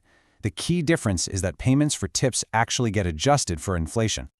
Now, what's so cool about this is that the chart is basically visualizing the market's collective guess about the future. The difference in the yield between the normal bond, the blue line, and the inflation-protected one, the red line, gives us a direct look at what investors are expecting inflation to do. The wider that gap gets, the more inflation the market is pricing in. It is one of the purest forecasts for inflation you can find. Okay, so we've seen how looking at spreads between similar assets can tell us about fear and inflation. Now let's zoom out even further with our third tool, ratio analysis. This time, instead of comparing similar things, we're going to compare completely different markets to track where the money is flowing. Is it chasing risk, or is it running for safety? So here's a classic example of what we call a direct relationship. On the left, we've got a chart for gold, and on the right, the Australian dollar against the US dollar. Now, since Australia is one of the world's biggest gold producers, its currency is super sensitive to the price of gold. And as you can see, they pretty much move in lockstep. When gold goes up, the Aussie dollar tends to get stronger too. And now for the complete opposite, an inverse relationship. Up top, we have the VIX index, another one of those fear gauges. And right below it is the S&P 500 stock index. They're almost perfect mirror images of each other. When fear is high and the VIX spikes up, the stock market tends to fall. Then, when confidence comes back and the VIX drops, stocks usually rise. This is a perfect picture of money flowing out of risky stocks and into safer places, and then flowing right back in. Okay, now for a really powerful and a little more complex ratio, the gold to oil ratio. This isn't just a simple chart, it's a calculation. It tells us exactly how many barrels of crude oil you can buy with just 1 ounce of gold. And this is a fantastic indicator because it pits two massive global forces against each other: gold, the ultimate safe haven, and oil, the engine of economic growth. So what does this one little ratio actually tell us? Oh, a ton. For instance, when the ratio was falling, it can signal that investors have a risk-on appetite. They're feeling good about stocks because energy demand is picking up. It also works as a reality check, showing us if gold or oil might be getting too expensive or too cheap relative to each other. And maybe most importantly, it gives us a window into future inflation and the overall health of the global economy. So we've got our fear gauges like the TED spread, we have our inflation crystal ball with the TIPS spread, and we have our money flow trackers from ratio analysis. But here's the thing, the real magic happens when we stop looking at them one by one and we start putting all of these clues together. You know, the financial author Anna Coulling put it perfectly. She said, the goal is to identify and unravel these factors. The market is incredibly complex for sure, but by learning how to read all these interconnected signals, we can seriously level up our understanding of what's actually driving prices. And this right here is the most important takeaway of all. No single clue tells the whole story. The TED spread by itself, it's useful. The gold to oil ratio, super insightful. But when you see the TED spread widening at the same time the gold to oil ratio spiking, whoa. Now you have two totally separate sources both screaming that there's a major shift to a risk-off environment. That is the three-dimensional view. So let's just quickly recap the key takeaways here. First and most importantly, break out of that trap of only looking at one price chart. Second, start using spreads like the TED and TIP spreads to get a read on market fear and inflation. Third, use ratios to follow the money between different asset classes. And finally, combine all of those signals to build that rich, full 3D view of what the market is actually doing. By shifting your whole perspective from looking at just a single flat chart to seeing the relationships between them, you're not just watching the market anymore, you're actually decoding it. The clues are all out there. The only question is, now that you know where to look, what are they going to tell you? All right, today we're peeling back the curtain on the world's biggest economic players. We're going way beyond the day-to-day headlines to really get at the hidden forces that shape our financial world. Let's dive in. So, why start with this quote? Well, because to really get a handle on the global economy, you have to accept one thing. Nothing ever stays the same. It's always moving, always shifting. This quote, it just perfectly sets the stage for what we're about to uncover. I mean, think about it. What if the real stories, the things that actually drive markets, ignite currency wars, and spark financial crises, are hiding in plain sight? What if they're baked right into the structure of the world's most powerful economies? That's exactly what we're going to explore. First up, the heir apparent, China. All the signs are pointing to it overtaking the US as the world's largest economy, and probably within the next decade. You know, every single move it makes sends ripples across the entire globe. And this right here, this is the heart of the China paradox. You've got what's called state-run capitalism. It's this bizarre mix of a Communist Party elite trying to steer a supercharged, consumer-driven, almost Western-style economy. It's like a high-wire act with absolutely no safety net. And performing that balancing act has created two absolutely massive problems. First, there's a gigantic credit bubble, especially in housing, that's been pumped up with cheap money just to keep the economic engine humming. And second, their whole system is built on being the world's factory floor, which makes them incredibly vulnerable when global demand changes. So, if you want to understand why the Chinese authorities do what they do, it all comes down to one single word: control. Control over the people, control over the economy, and control over their currency. It's all designed to make sure the Communist Party elite stays right where they are, in charge. Okay, now let's hop over to the reigning emperor, the USA. For decades, it's dominated the world stage, right? But not just with its military. It's dominated with the incredible, unparalleled power of the US dollar. The real question, though, is who's actually pulling the strings on that power? Now this is a bombshell. That's a quote from the US president who actually signed the Federal Reserve into existence back in 1913. It just rips the lid off this deep controversy that surrounds the institution at the very heart of the American and, let's be honest, the global economy. And this chart illustrates the argument perfectly. Most of us think the Federal Reserve is part of the government, right? A public agency. But the reality, according to our source material, is that it's actually a private corporation, a cartel, really, of powerful private banks that have been given a total monopoly over the US dollar. Now, this private control, you combine that with the dollar being the world's go-to currency, and it gives the U.S. something called an exorbitant privilege. What does that mean? It means they can basically print money that everybody else in the world needs. This lets them buy way more than they sell, running these huge deficits year after year after year. Okay, for a minute, let's take a quick trip to the past, because it might just show us the future. The story of Japan in the late 20th century. It's not just history. It's a potential roadmap for the exact kind of risks that China is staring down right now. I mean, just look at this chart. In the 80s, Japan was an absolute economic miracle.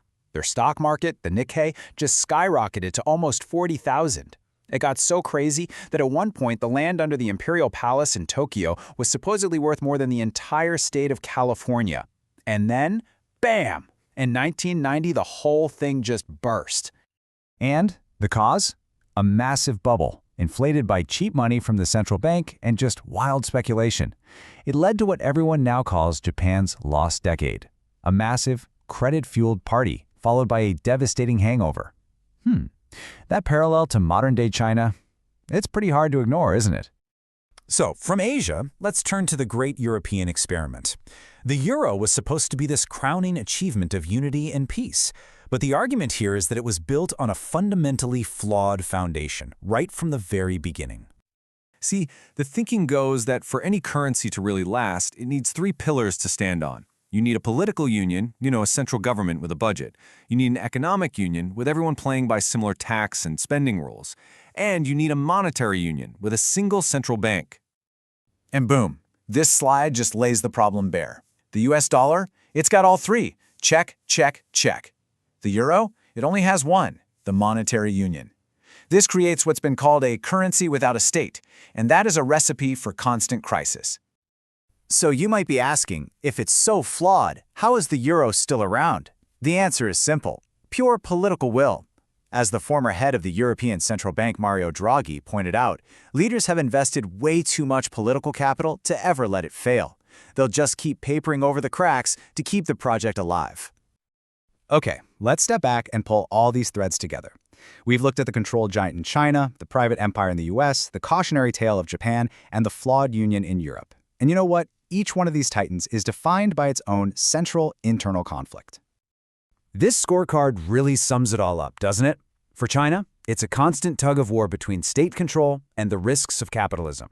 For the US, it's the tension between immense private power and the public good. Japan is forever caught between its need to export and a strong currency that hurts those exports. And Europe, well, Europe is in a permanent cage match between political dreams and economic reality. So here's the real takeaway. These are the deep, fundamental stories driving the entire global economy. They're their powerful currents running just beneath the surface of the daily news. Once you understand these core conflicts, you have a completely new lens to see the world through. The only question left is, what do you think happens next? You know, for decades, it felt like all eyes were on China, watching it become the world's economic engine. But as that whole global landscape starts to shift, a new question is popping up. Who's next? So today, we're going to go on the hunt for tomorrow's economic giants. And this quote from investing legend Bill Gross, man, it just perfectly captures the high-stakes game we're talking about. Figuring out the next powerhouse isn't just some academic thought experiment. It's about making bets that could literally reshape fortunes and futures. So, who are these rising stars?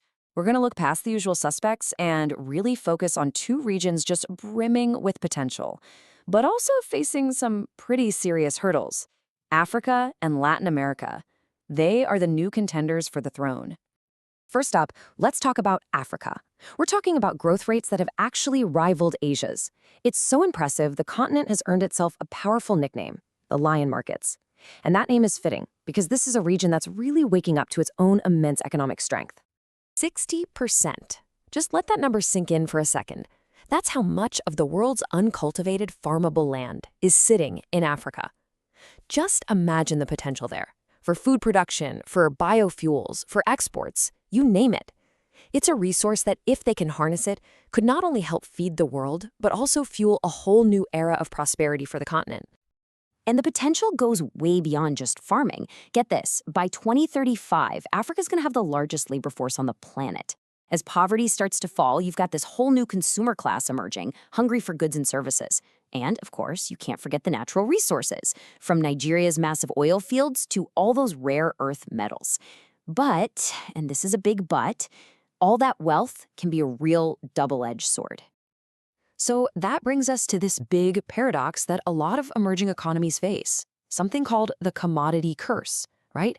How can being rich in stuff you pull from the ground actually be a bad thing? Well, let's break it down.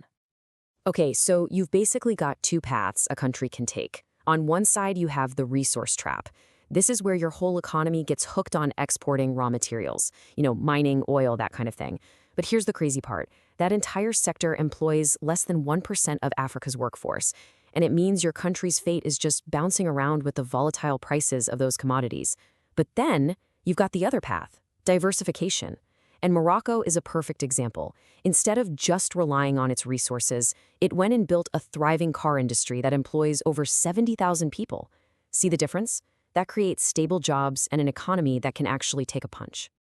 If you want to see this resource trap in action, just look at South Africa, a major commodity economy. This chart shows its currency, the rand, against the US dollar. I mean, look at it. It's a total roller coaster, right? All those dramatic peaks and valleys. Now, hold that image in your head and look at this. This is the price of gold over the exact same period. It's almost the same chart. The patterns are nearly identical. When gold soars, the rand gets stronger. When gold tanks, the rand collapses right along with it. The fate of an entire nation's economy tied to the price of a single shiny metal. That is the commodity curse in a nutshell. Being hooked on commodities also makes these economies vulnerable to another really destabilizing force. So let's hop over to Latin America, where we're going to see how a flood of risky foreign cash, what they call hot money, can just wreak absolute havoc. So what exactly is hot money? Well, it's not patient, long-term investment that builds factories or infrastructure. Nope. This is fast-moving, speculative cash that's just chasing high interest rates for a quick profit. It floods into a country when times are good. But the moment the wind changes, poof, it's gone, leaving economic chaos behind it. Brazil is a textbook example of this dangerous cycle. It starts when its central bank raises interest rates to fight inflation. This attracts a tsunami of hot money, causing the Brazilian currency, the real, to surge. A super strong real makes Brazilian exports way too expensive and imports dangerously cheap, and that just crushes local industry. Then, when some global crisis hits, that money flees overnight. The real crashes and the whole economy is thrown into a tailspin. And you can see the results right here. This chart of the Brazilian real tells that exact story. A massive surge as the hot money poured in, followed by a dramatic collapse when it fled. And this isn't just a line on a chart. This volatility has real-world consequences for businesses and for people's lives. So you might be wondering, how can a country defend itself against this kind of chaos? Well, it all comes down to one of the most critical decisions an emerging economy can make: how to manage its currency. and there are two very different paths to choose from. One option is a currency peg, where you fix your currency's value to a stable one, like the US dollar. Think of it like tying your little rowboat to a giant ocean liner. Sure, it gives you stability, but you've also just given up control. You go where the ocean liner goes, for better or for worse. And for a cautionary tale, oh boy, do we have one. Look at Argentina. In 1991, they were facing an unbelievable 5,000% hyperinflation. So they pegged the peso 1-to-1 with the US dollar. And at first, it worked. Inflation was tamed. But then the shocks came. A crisis in Mexico, falling commodity prices, a rising dollar. The peg became an economic straitjacket, but they just refused to let go. By 2001, the country was forced into the largest sovereign debt default in history. When the peg was finally abandoned in 2002, the peso went into absolute freefall. This chart right here shows the devastating consequence of holding on to a policy for way too long.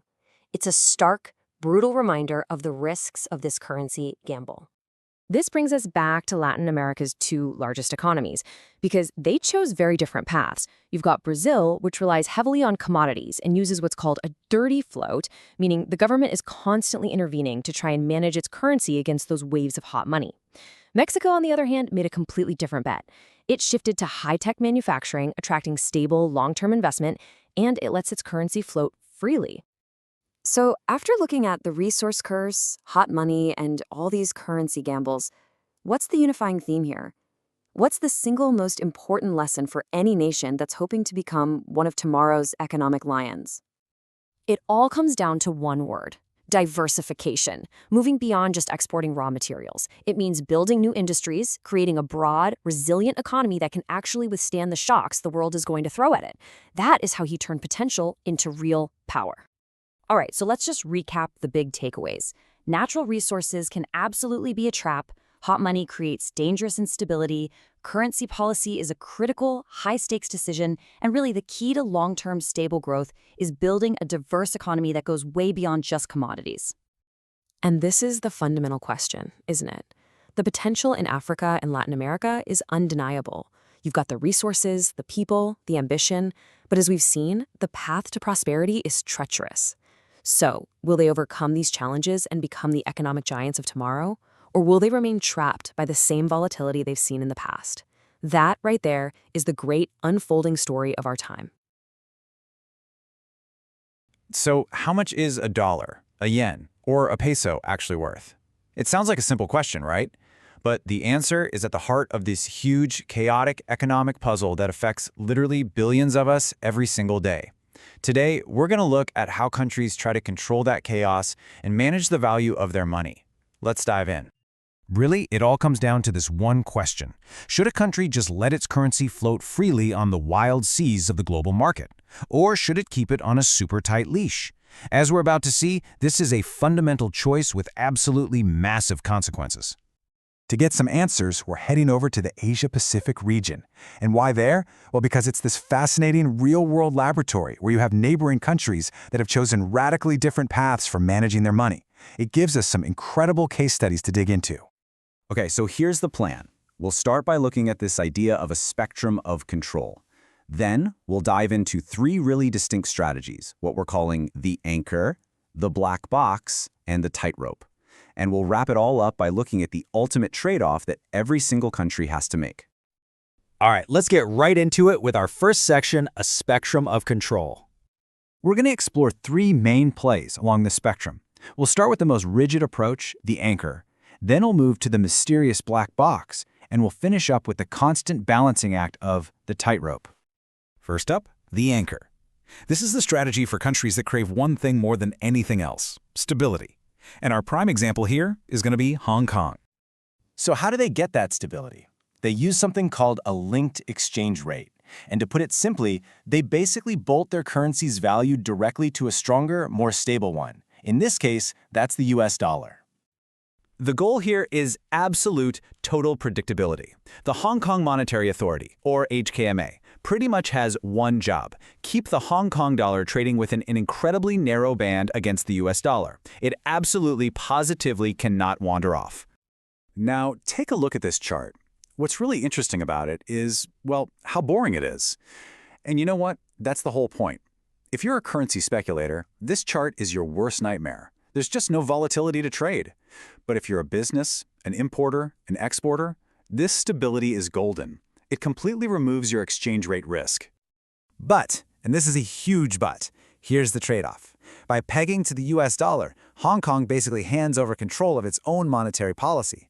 So when the US Federal Reserve kept interest rates super low, Hong Kong had to do the exact same thing. All that cheap money flooded its economy, even though it was already booming, and that led to what's called imported inflation.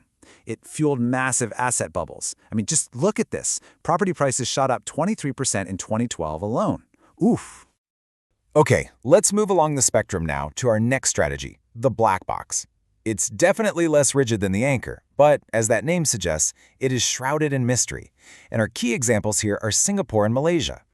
So here's the crucial difference. Instead of pegging to just one currency, they manage their currency's value against a whole basket of currencies from their major trading partners. But, and this is the key, the exact recipe of that basket and the range they let their currency flow within is a complete state secret. And this quote right here brilliantly illustrates Singapore's unique goal. Now, most countries want a weaker currency. It makes their exports cheaper. But Singapore, they actively want a stronger one. So why would they do that? Well, as a small island nation that has to import almost everything, we're talking food, energy, you name it, a strong dollar keeps the cost of all those essential goods down. As this quote shows, it's their #1 tool for keeping inflation under control. And you can see that policy playing out right here. This chart shows the Singapore dollar just steadily gaining strength over time. The monetary authority of Singapore is in this constant balancing act. Keep the currency strong enough to fight inflation, but not so strong that it completely crushes their exporters. And now for our final and probably most common strategy, the tightrope. This is for countries whose currencies are, technically free-floating, but where the central bank just can't seem to keep its hands off. So you have countries like Indonesia, Taiwan, and South Korea. Officially, they let market forces determine their currency's value, but in reality, their central banks are in the market almost every single day, buying and selling, trying to nudge the value in the direction they want. Basically, trying to manage the chaos. And what does that look like? Well, it looks a lot like this. These charts for the Indonesian rupee and the South Korean won are anything but smooth, right? They are jagged, they're volatile, and they show that constant push and pull between massive market forces and a central bank trying to intervene. It is a daily battle. Let's just break down the kind of trap Indonesia often finds itself in. So step 1, to fight inflation, they raise interest rates. Okay, makes sense. But step 2, those high rates are like a magnet for foreign investors looking for good returns, so a flood of money comes into the country. Step 3, this flood of capital makes the rupiah stronger. Then, step 4, a strong rupiah starts to hurt Indonesian exporters. So step 5, the central bank has to jump in and try to weaken the currency, which just ends up adding to the overall volatility. It's a truly vicious cycle. The situation gets so extreme over in South Korea that its currency, the won, has actually earned a nickname, the VIX currency. It's named after the market's fear gauge, the volatility index, because of these massive speculative waves of money that are constantly washing in and out of the country, making its value swing like crazy. So after looking at these 3 really different approaches, what's the big takeaway here? I mean, why does any of this actually matter? This table sums it all up beautifully. With the anchor, you get maximum stability, but the price is your monetary independence. The black box gives you a balanced, flexible policy, but nobody knows what you're doing. And the tightrope, well, it gives you flexibility, but at the cost of high volatility and having to fight fires every single day. There is no free lunch. And that's really the most crucial point. There is no single best way to manage a currency. Each system we've looked at is a strategic choice. It's a calculated trade-off that's based on that specific country's economic goals, its history, and what it fears the most, whether that's inflation, instability, or hurting its exporters. And all of this leaves us with one huge question for the future. For decades, the US dollar has been the ultimate anchor in the global system. But as China's economic power continues to grow, could its currency, the yuan, eventually take that spot? And if it did, that would have forced every single one of these countries to completely rethink their strategies from the ground up. So, have you ever felt like the economy is just this giant, unpredictable machine? 1 minute things are booming, the next they're busting, and it's just so hard to keep up. Well, today, we're going to pull back the curtain on those hidden forces, the things that are really driving these cycles, and honestly, shaping our entire world. And that right there, that's really our goal today. It's all about replacing that confusion with some real clarity. Because Dr. Mobius just hit the nail on the head, didn't he? Panic really does come from not knowing what's actually happening. The idea is, once you see the mechanics behind the machine, well, there's just no reason to panic.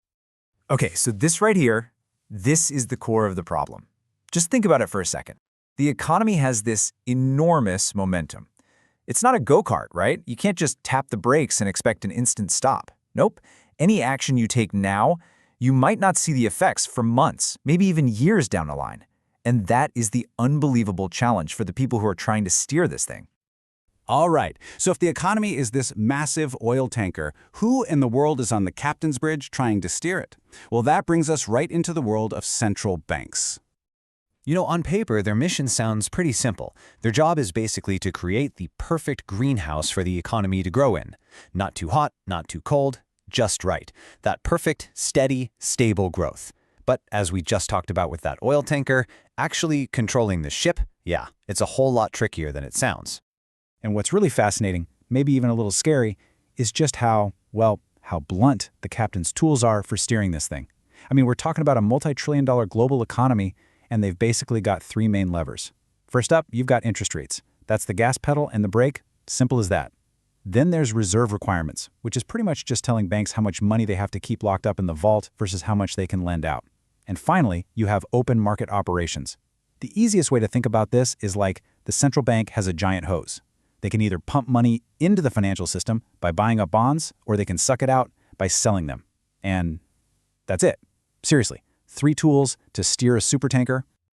So precisely because their tools are so blunt, the words these central bankers use, they become incredibly important. I mean, the market literally hangs on every single syllable, trying to guess what the captain is going to do next. It creates this whole fascinating world of language and psychology. And this brings us to 2 key personalities you're always going to find on that captain's bridge, the hawks and the doves.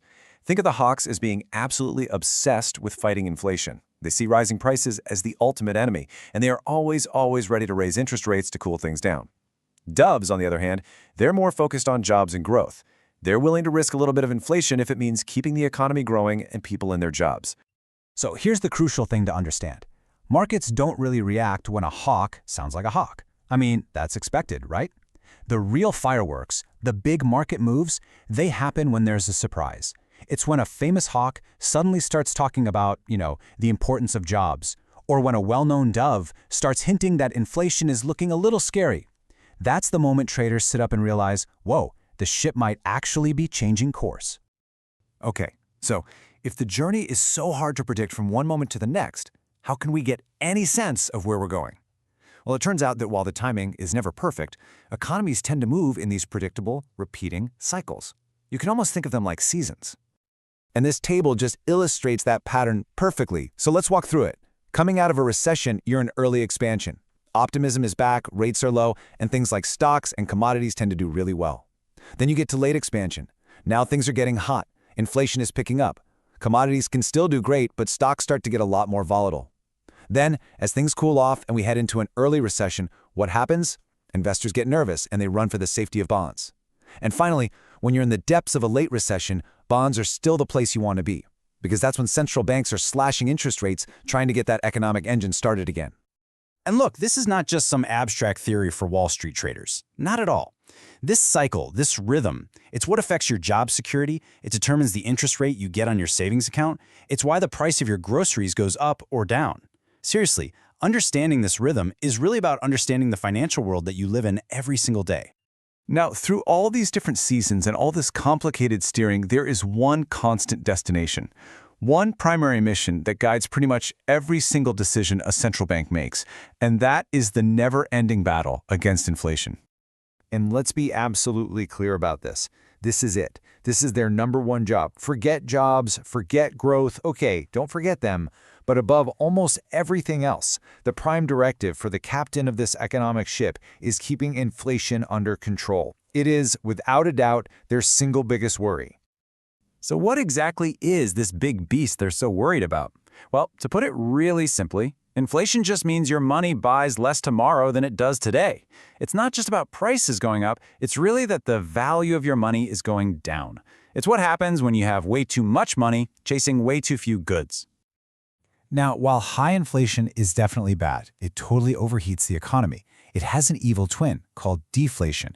And honestly, deflation is even more terrifying to central banks. I know, falling prices might sound great, right? But it's actually a death spiral for an economy. Think about it. If you know for a fact that that car is going to be cheaper next month, you wait to buy it. And when everyone waits, spending just stops. Then companies lay off workers, wages fall, and the whole economy just grinds to a halt. It's a spiral that is incredibly hard to escape from. So, this is it. This is the ultimate balancing act, the perfect maneuver. It's what they call a soft landing. The captain is trying to slow that massive oil tanker down just enough to get inflation under control, but without shutting down the engines completely and crashing into a deflationary recession. It is, you can imagine, an incredibly delicate, high-stakes operation. And that brings us to the final and maybe most important question. If the goal is always this perfect, gentle slowdown, why on earth does it so often feel more like a crash landing? Well, the answer takes us right back to where we started, that oil tanker. That huge lag time between pulling a lever and seeing something happen, the bluntness of the tools, the sheer unstoppable momentum of the global economy. It all makes a perfect landing almost impossible. You see, the captain isn't just steering a ship in the present, they're trying to steer the future. And understanding that almost impossible challenge, that's the real key to understanding the economic cycles that shape all of our lives. You hear the numbers all the time, right? GDP is up, inflation is down. But what if the official story you're getting isn't the whole story? Today, we're going to pull back the curtain and decode what these huge economic numbers are really telling us, and more importantly, what they might be hiding. I mean, you see a headline like that, right? Some anchor on the news says GDP grew by 1%, and you're just left there thinking, okay, so what does that actually change for me? Is that good? Should I be excited? It feels so disconnected from our daily lives, but stick with me, we're about to make it all make sense. So the best way to picture all this is to think of a country's economy like a giant, super complex machine. All these economic numbers we hear about, they're basically the gauges on the dashboard telling us how fast we're going, if the engine's overheating, or if we're about to run out of gas. And that's really all an economic indicator is at its core. It's just a clue about the health of the economy. But, just like in a good mystery, not all clues are created equal. Some of them tell you what just happened, and others, the really interesting ones, give you a little hint about what's coming around the corner. It's all about the timing. Basically, these clues fall into three buckets. You've got your lagging indicators, which are like the official report confirming, yep, the storm has passed. Think unemployment data. Then you've got coincident indicators, which are like looking out the window right now to see if it's raining.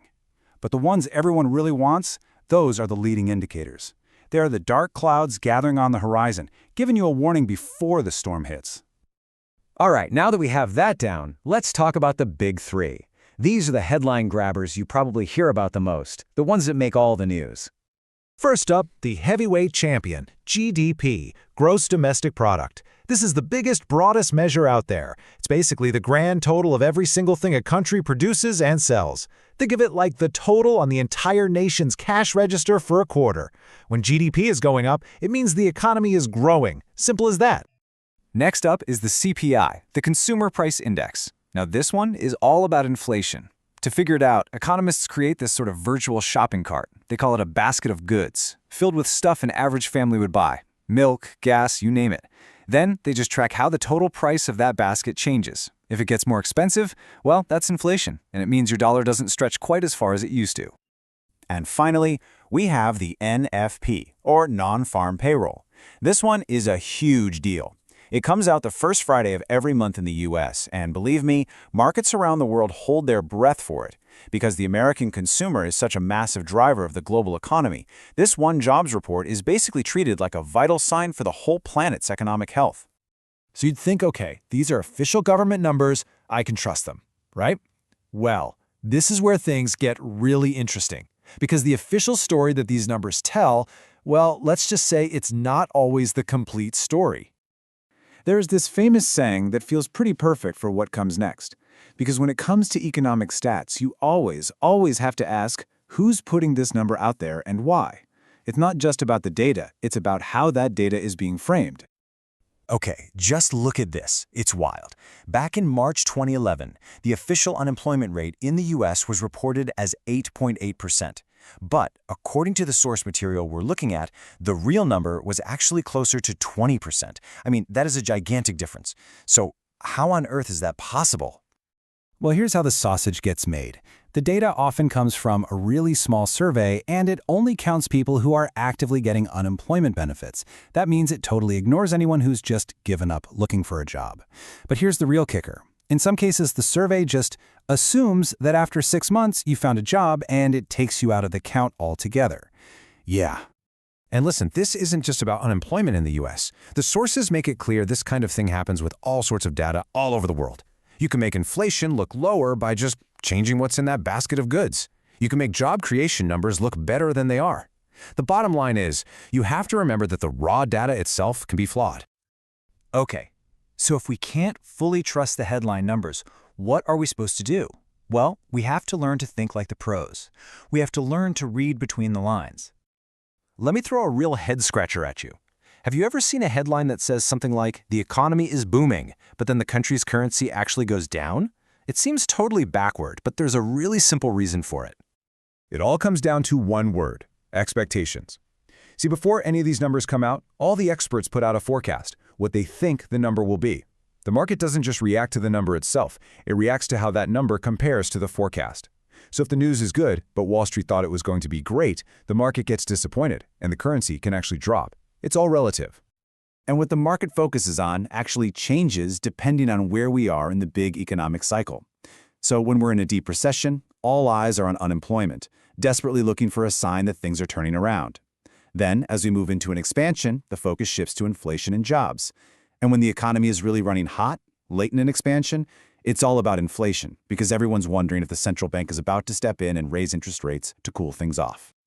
Okay, so this is all really fascinating stuff for economists and traders. But let's bring it back to you.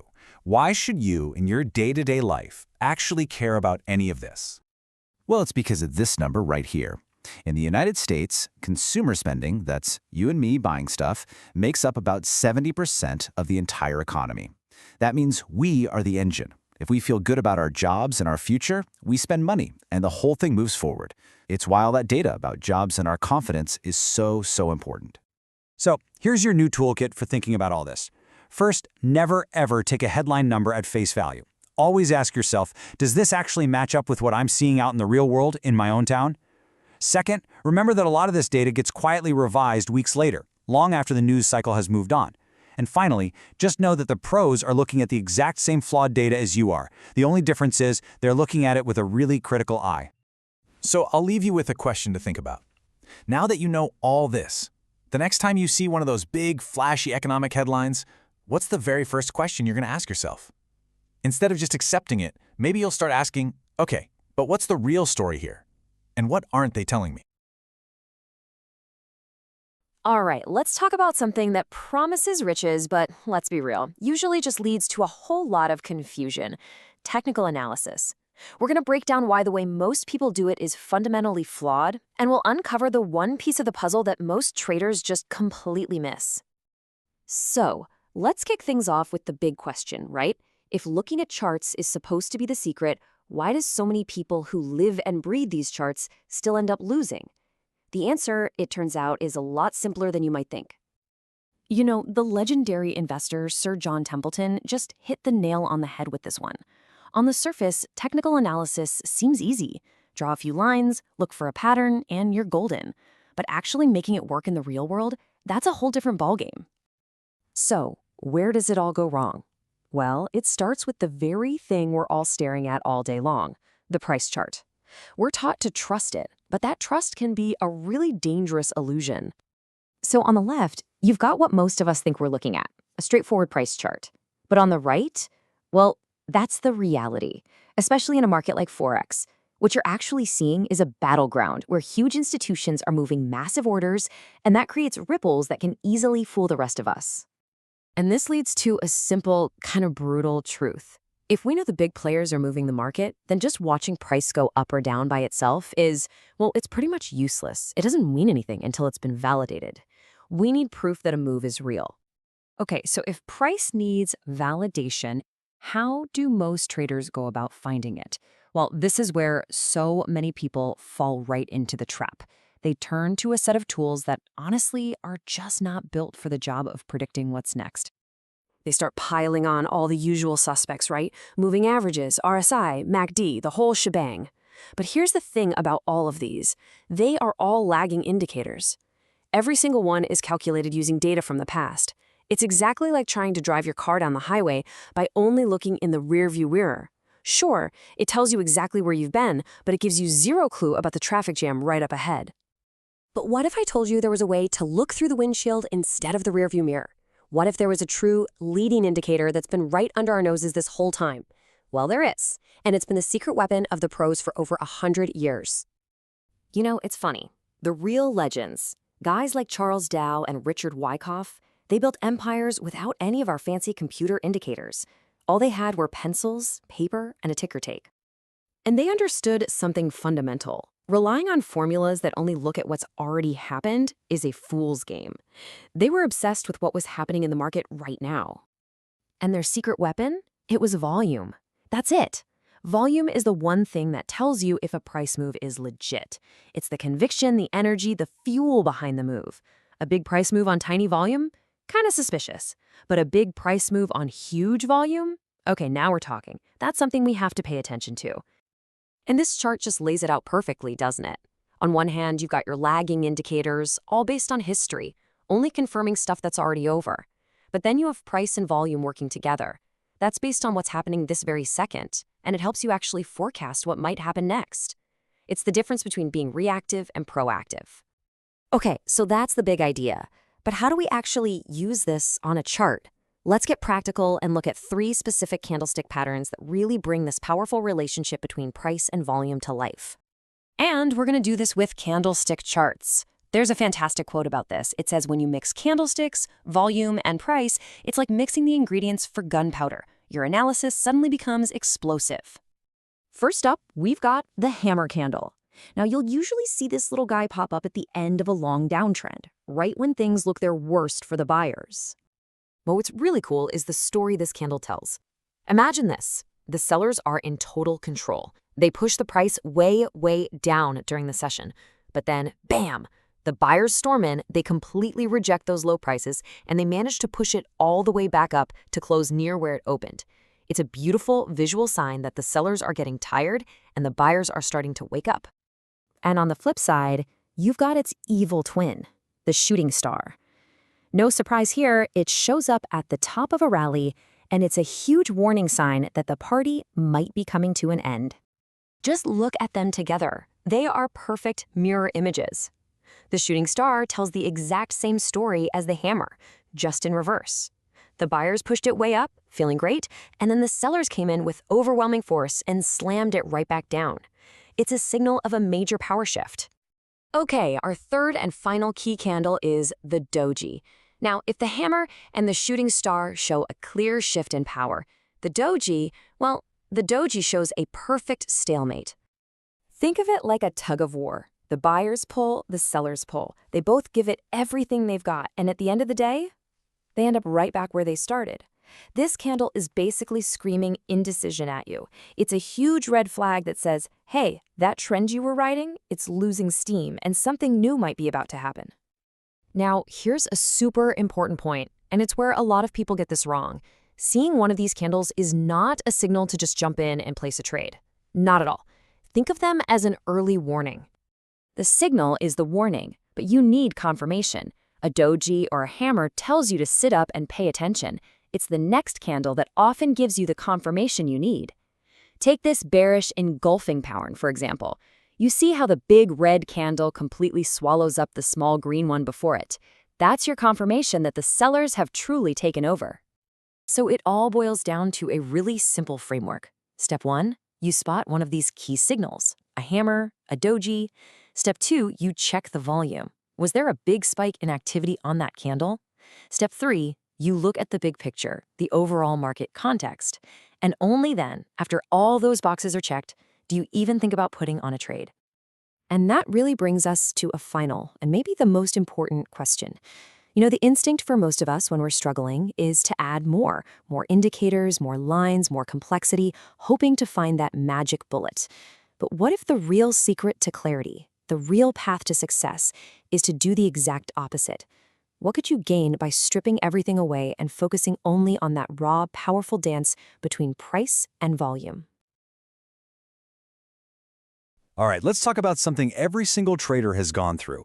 That endless hunt for the perfect indicator, right? That one magic tool that's going to predict every market move. But what if that whole search is actually the thing holding you back? We're going to dive into that right now and cut through all the noise.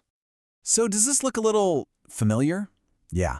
A screen so jam-packed with colorful lines and oscillators and bands that you can barely even see the price anymore.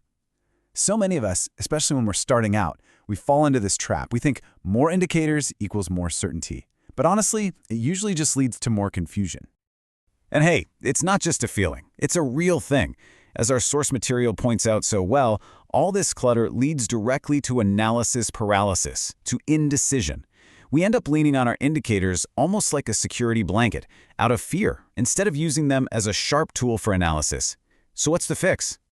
It all starts right here, with this one fundamental shift in how you think about your charts. The single most important thing on your screen is the price action. Full stop. The candles, the patterns, how the price is behaving, that's your number one source of truth. Indicators, they should only ever play a supporting role. They should never, ever be the main event. This slide simplifies the entire universe of indicators down to one powerful concept. According to our source, there are really only two true leading indicators, things that are happening in real time. And those are price and volume. Everything else, and I mean everything, your moving averages, your RSI, your MACD, it's all lagging. And why is that? It's because they're all just fancy math formulas based on what the price has already done. They're looking in the rearview mirror. Okay, so with that in mind, let's take a quick, honest look at these lagging indicators. We're going to do a quick tour, break them down into their 5 main groups, and maybe bust a few common myths along the way. So yeah, pretty much every lagging indicator you can think of, all that screen junk, it fits into one of these 5 main buckets. I'm willing to bet you've used tools from every single one of them. Let's start with the most popular of all, trend indicators. The classic example, of course, is the moving average crossover. You know the drill. The short-term average crosses above the long-term one, and bam, it's a buy signal. And when you look back on a chart, it looks so clean, so seductive, doesn't it? But here's the million-dollar question. Do these signals work because of some hidden magical market secret? Or do they work simply because millions of other traders are looking at the exact same lines and placing their orders at the exact same time? It creates this self-fulfilling prophecy, which gives us the illusion that the indicator is actually predicting something. And here's the kicker. The data actually backs this up. Academic studies have shown that these strategies, well, they only really work about half the time. That's a coin flip, literally a 50-50 shot. Sure, they look amazing in a big, obvious trend, but the catch is, those big, obvious trends are usually only obvious in hindsight. Okay, let's move on to the next group, volatility indicators. The most famous one here is, of course, Bollinger Bands. These bands stretch and squeeze with market volatility. And a really common mistake is to use them to try and call tops and bottoms whenever the price touches one of the bands. But hey, don't just take it from me. The guy who created them, John Bollinger himself, warns everyone not to do this. He says a tag is just a tag. It's not a sell signal. In a really strong trend, the price can just walk the band for a long, long time, blowing up the accounts of anyone who tried to bet against that trend. And it's the same old story for cyclical indicators, like Fibonacci levels, and for momentum indicators, like the MACD. They're all incredibly popular, for sure, but they all share the exact same DNA. They're just derivatives of what the price did in the past. They can't tell you what's happening right now. They can only tell you a story about what already happened. So if all those common tools are lagging, what's the alternative? Well, this brings us to the one true supporting indicator that our source really champions: volume. When you combine volume with price, you get an incredibly powerful way of seeing the market called volume price analysis, or VPA. So what is VPA, really? Think of it like this. If price is the car, then volume is the gas in the tank. VPA is just the simple act of looking at the relationship between the two. It lets you see the effort versus the result, and that reveals the real intentions of the big money, the smart money, the one thing they just can't hide. With VPA, you're really just playing detective, and you're only looking for two major clues. First is confirmation. Is a breakout happening on rising volume? Perfect. That confirms the move is the real deal. And second, you're looking for anomalies. Is the price struggling to go higher even on huge, massive volume? That's an anomaly, a big red flag that a reversal could be just around the corner. Let's see what this looks like on a real chart. Here's a perfect example of confirmation. The market breaks out of this trading range. Now look closely. As those strong blue candles push the price up, look at the volume bars below them. See how they're also getting taller?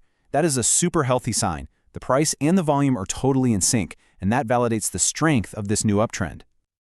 Now let's look at an anomaly. Here, the market rallies up and forms this candle. It's called a shooting star. See that long wick on top? Now look at the volume bar right underneath it. It's gigantic.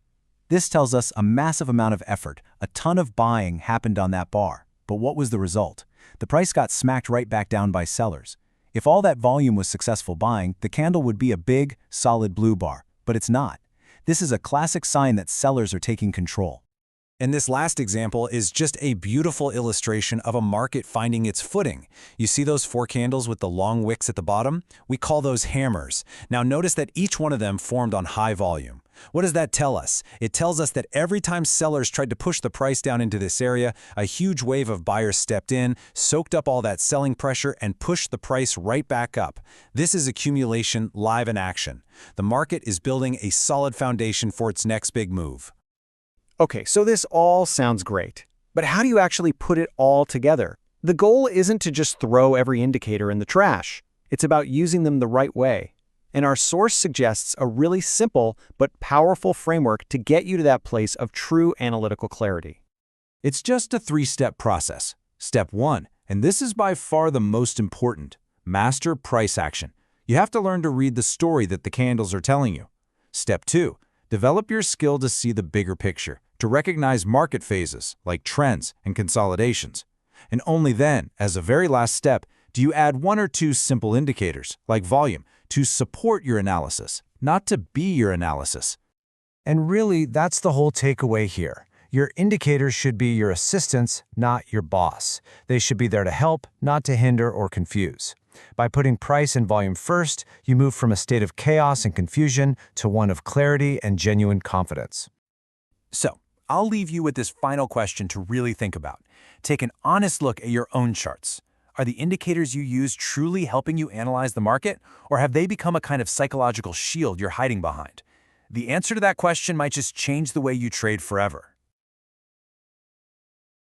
Have you ever stared at a financial chart and felt like you were just looking at a random bunch of squiggles? Well, what if I told you there's a language hidden in those lines? Today, we are going to learn how to read it. We're diving deep into the world of chart patterns to figure out how traders try to get a read on the market's mind and, maybe even anticipate what it's going to do next.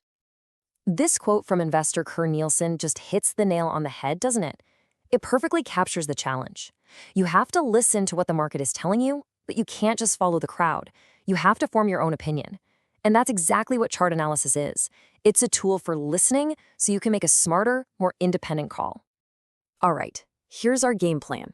First, we're going to tackle the sideways market, which is, believe it or not, where most trends are born. Then we'll lay the foundation with the idea of floors and ceilings. After that, we get to the really cool stuff, patterns that coil up and explode. We'll look at signals that scream, the trend is over, and then see how this all applies when the market is moving. And finally, we'll talk about why this is more of an art than a science. Okay, let's jump in. And our first stop is a place that most people find kind of boring, but it's actually where all the magic happens. We're talking about the sideways market. This is the starting line for almost every major move. Get this, markets spend about 70% of their time just going sideways. Seriously, it's called price congestion. They're not rocketing up, they're not crashing down, they're just bouncing around in a tight little box. But this isn't wasted time. Oh no. This is the market getting ready for its next big move. So you've got to completely reframe how you think about these quiet periods. They are not boring. They are the spawning grounds for trends. Think of it like salmon swimming upstream to spawn. It's a period of intense preparation. And the rule of thumb is, the longer a market goes sideways, the more powerful the eventual breakout is likely to be. So, if the market spends so much time going sideways, how do we actually make sense of it? Well, it all comes down to the most fundamental building block in all of charting, the idea of support and resistance. The easiest way to picture this is to think about a room. Support is like an invisible floor beneath the price. When the price falls and hits it, it tends to bounce back up. And resistance, that's the invisible ceiling. When the price rises and hits its head on the ceiling, it often gets pushed back down. Simple, right? And here's what that looks like in the real world. See how the price keeps falling to that yellow line and then, boop, it bounces? That's our floor. That's where buyers are saying, nope, not going any lower, and they step in. Now look up at the red line. The price rallies up, hits that ceiling, and gets rejected. That's resistance, where the sellers take over. Now here is the absolute game-changing rule you have to remember. Once the price finally breaks through one of these levels, it's roll flips. A ceiling that gets broken turns into the new floor, and a floor that gets broken becomes the new ceiling. These two charts show that idea perfectly. Look at the one on the left. The price smashes through the old red ceiling. Now that same red line is going to act as a new floor, supporting the price. And on the right, you see the opposite.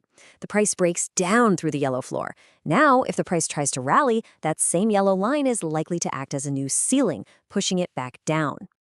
Okay, so we get flat floors and ceilings, but what happens when those lines start pointing at each other? Well, that's when things get really interesting. That's when you get patterns that act like a coiled spring, just building up tension. Seriously, the best way to think about these triangle patterns is like a coiled spring. The price gets squeezed into a tighter and tighter and tighter range, and all that energy has to go somewhere, right? When it finally breaks out of that pattern, the move can be absolutely explosive. So here's our first one, the rising triangle. You see that flat ceiling up top? The sellers are holding the line right there. But look at the floor, it's angling up. This means the buyers are getting more and more impatient. Each time the price dips, they jump in a little bit earlier. This creates higher lows, and all that pressure building up against a flat ceiling means an upside breakout is the most likely outcome. And on the flip side, we have the falling triangle. This time, the floor is flat. Buyers are holding their ground at that one level, but the ceiling is sloping down. This creates lower highs, which tells us the sellers are getting more aggressive, pushing the price down harder on every little rally. All that downward pressure on a flat floor, it often means that floor is about to crack. Now, triangles are great, and they often signal the trend is just going to keep going. But some patterns are way more dramatic. They're the ones that signal the entire party is about to end and the market's about to make a U-turn. Yeah, these are the big ones, the patterns that traders are desperately looking for at the very top of a huge bull run or the bottom of a nasty bear market. They're classic signs that the market is just plain exhausted, and a major turning point is right around the corner. Meet the triple top. Picture this. The market is on a tear. It runs up to that resistance ceiling and bam, gets knocked back down. It gathers its strength, tries again, and gets rejected again. After a third failed attempt, the buyers just give up. They're out of steam. That failure to push higher is a massive red flag, and it often comes right before a big fall. And its optimistic twin is the triple bottom. This time, the market is falling. It hits a support floor and bounces. It tries to break lower again, but that floor holds strong. After the third test, it's pretty clear that a solid base has been built. The market is basically shouting that it refuses to go any lower, and that often acts as the perfect launching pad for a brand new uptrend. Okay, so we've nailed floors and ceilings when the market is going sideways. But what about when it's already in a clear trend, moving up or down? Well, the exact same ideas apply. They just start to slope. So instead of drawing our lines perfectly horizontal, we draw them at an angle. We call them trend lines. By basically connecting the dots, connecting the peaks and connecting the troughs, you can create this beautiful channel that contains the price as it moves. Check this out. In a nice, healthy uptrend like this one, you can see how the price just kind of respects this upward sloping channel. That bottom trend line acts as our moving support level, and the top line is our moving resistance. As long as the price stays inside that channel, well, the trend is your friend. All right, we have covered a ton of ground. But before we wrap this up, there are a few really important rules of the road you have to keep in mind when you start looking for these patterns yourself. Okay, let's just quickly run through these because they're crucial. First, and this is the hardest one, patience. Don't try to guess the breakout. Wait for the market to prove it. Second, remember this is an art, not an exact science. Your lines won't be perfect. You're looking for a best fit. Third, the time frame is everything. A pattern that takes 6 months to form is way more important than one that forms in 6 minutes. And finally, the more tests, the stronger the level. A floor that's held back sellers 4 times is a lot more reliable than one that's only been tested once. And this brings us to one last big question to chew on. Why does any of this stuff actually work? Is it because the market somehow has a collective memory of these price levels? Or is it just a massive self-fulfilling prophecy? Millions of traders all around the world see the same pattern, they all place their bets in the same direction, and in doing so, they actually cause the outcome they were expecting. What do you think? It's something to think about. So let's talk about Forex trading. For a lot of people, it feels like this incredibly intimidating jungle of numbers and charts. But here's the thing. Like any wilderness, it has its own rules, its own hidden paths. The real key is knowing how to read the map. The problem? Well, the map you've probably been using is completely, dangerously out of date. You've probably heard this quote from Einstein a million times, right? Learn the rules of the game, and then you have to play better than anyone else. It's a classic mantra for success in, well, pretty much any field, and trading is definitely no exception. Seems simple enough, doesn't it? But what happens when the game itself changes completely? And that, right there, is the crucial question we're diving into. What do you do when the game you spent so much time learning just doesn't exist anymore? When those old maps don't just get you a little lost, but actually lead you straight into danger? So, welcome to the new reality of the Forex market. We are in a totally different jungle now. A place where the guidebooks from just a decade ago aren't just unhelpful, they're actually dangerous. And here it is, the core shift, the big one. That old wisdom about Forex being this strongly trending market, yeah, that's gone. Those nice, clear, long-term movements have been totally replaced by volatility. If you're relying on old strategies here, you're setting yourself up for failure. Agility is the new name of the game. Okay, so how in the world do you navigate this new terrain? Well, you start by getting to know the locals. You see, each major currency has its own unique personality, its own quirks, and understanding these traits is your first step to making any sense of the market's chaos. All right, first up, let's meet the euro. I call this one the political currency. And trust me, it has earned that name. It is fiendishly difficult to trade with any certainty because its price action is so often driven by political drama and headlines, not clean economic data. It's just illogical a lot of the time. Then you've got the British pound. Let's call him Mr. Reliable. It's kind of involved in all the European drama, but not fully committed, And that gives it a stability the euro just doesn't have. It tends to tick along with a certain predictability, a bit like Big Ben itself. Next up, meet the Australian dollar. This one is basically a proxy for commodities. Its fate is so deeply tied to the Chinese economy that people say it catches a cold every time China sneezes. So, if you want to know where the Aussie is headed, you've got to be watching commodity prices and what's happening in China. And finally, the Swiss franc. Look, when a storm hits the global markets, this is the safe harbor everyone sails for. It is the ultimate safe haven currency built on this rock-solid reputation for safety and security.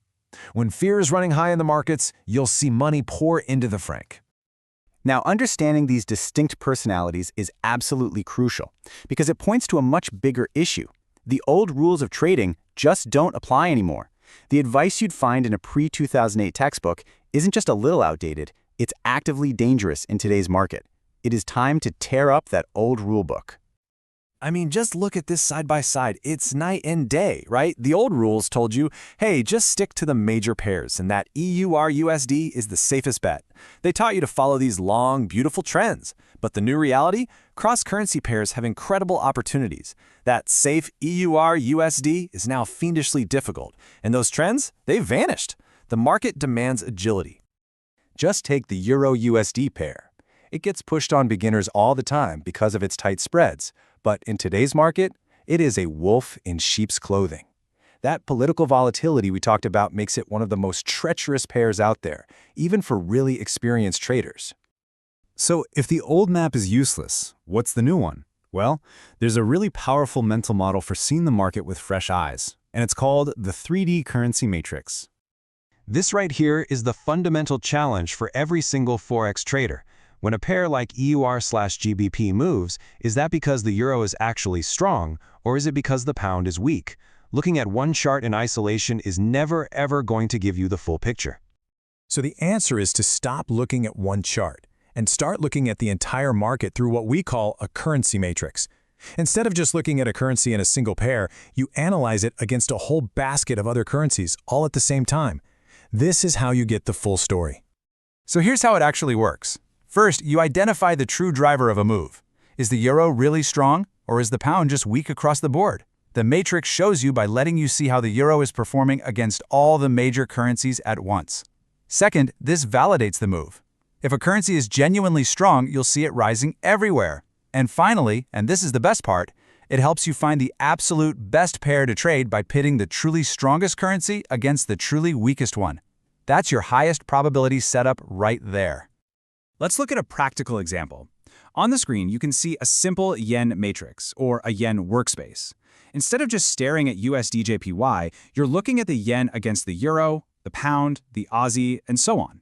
Now, if you see the yen falling across this entire dashboard at the exact same time, well, that's an incredibly powerful, high-conviction signal of true yen weakness. And that's something you would never, ever see by just looking at one chart. This is the shift in perspective that you need to master the modern market. It's about moving from that narrow, one-dimensional view to a full 3D picture.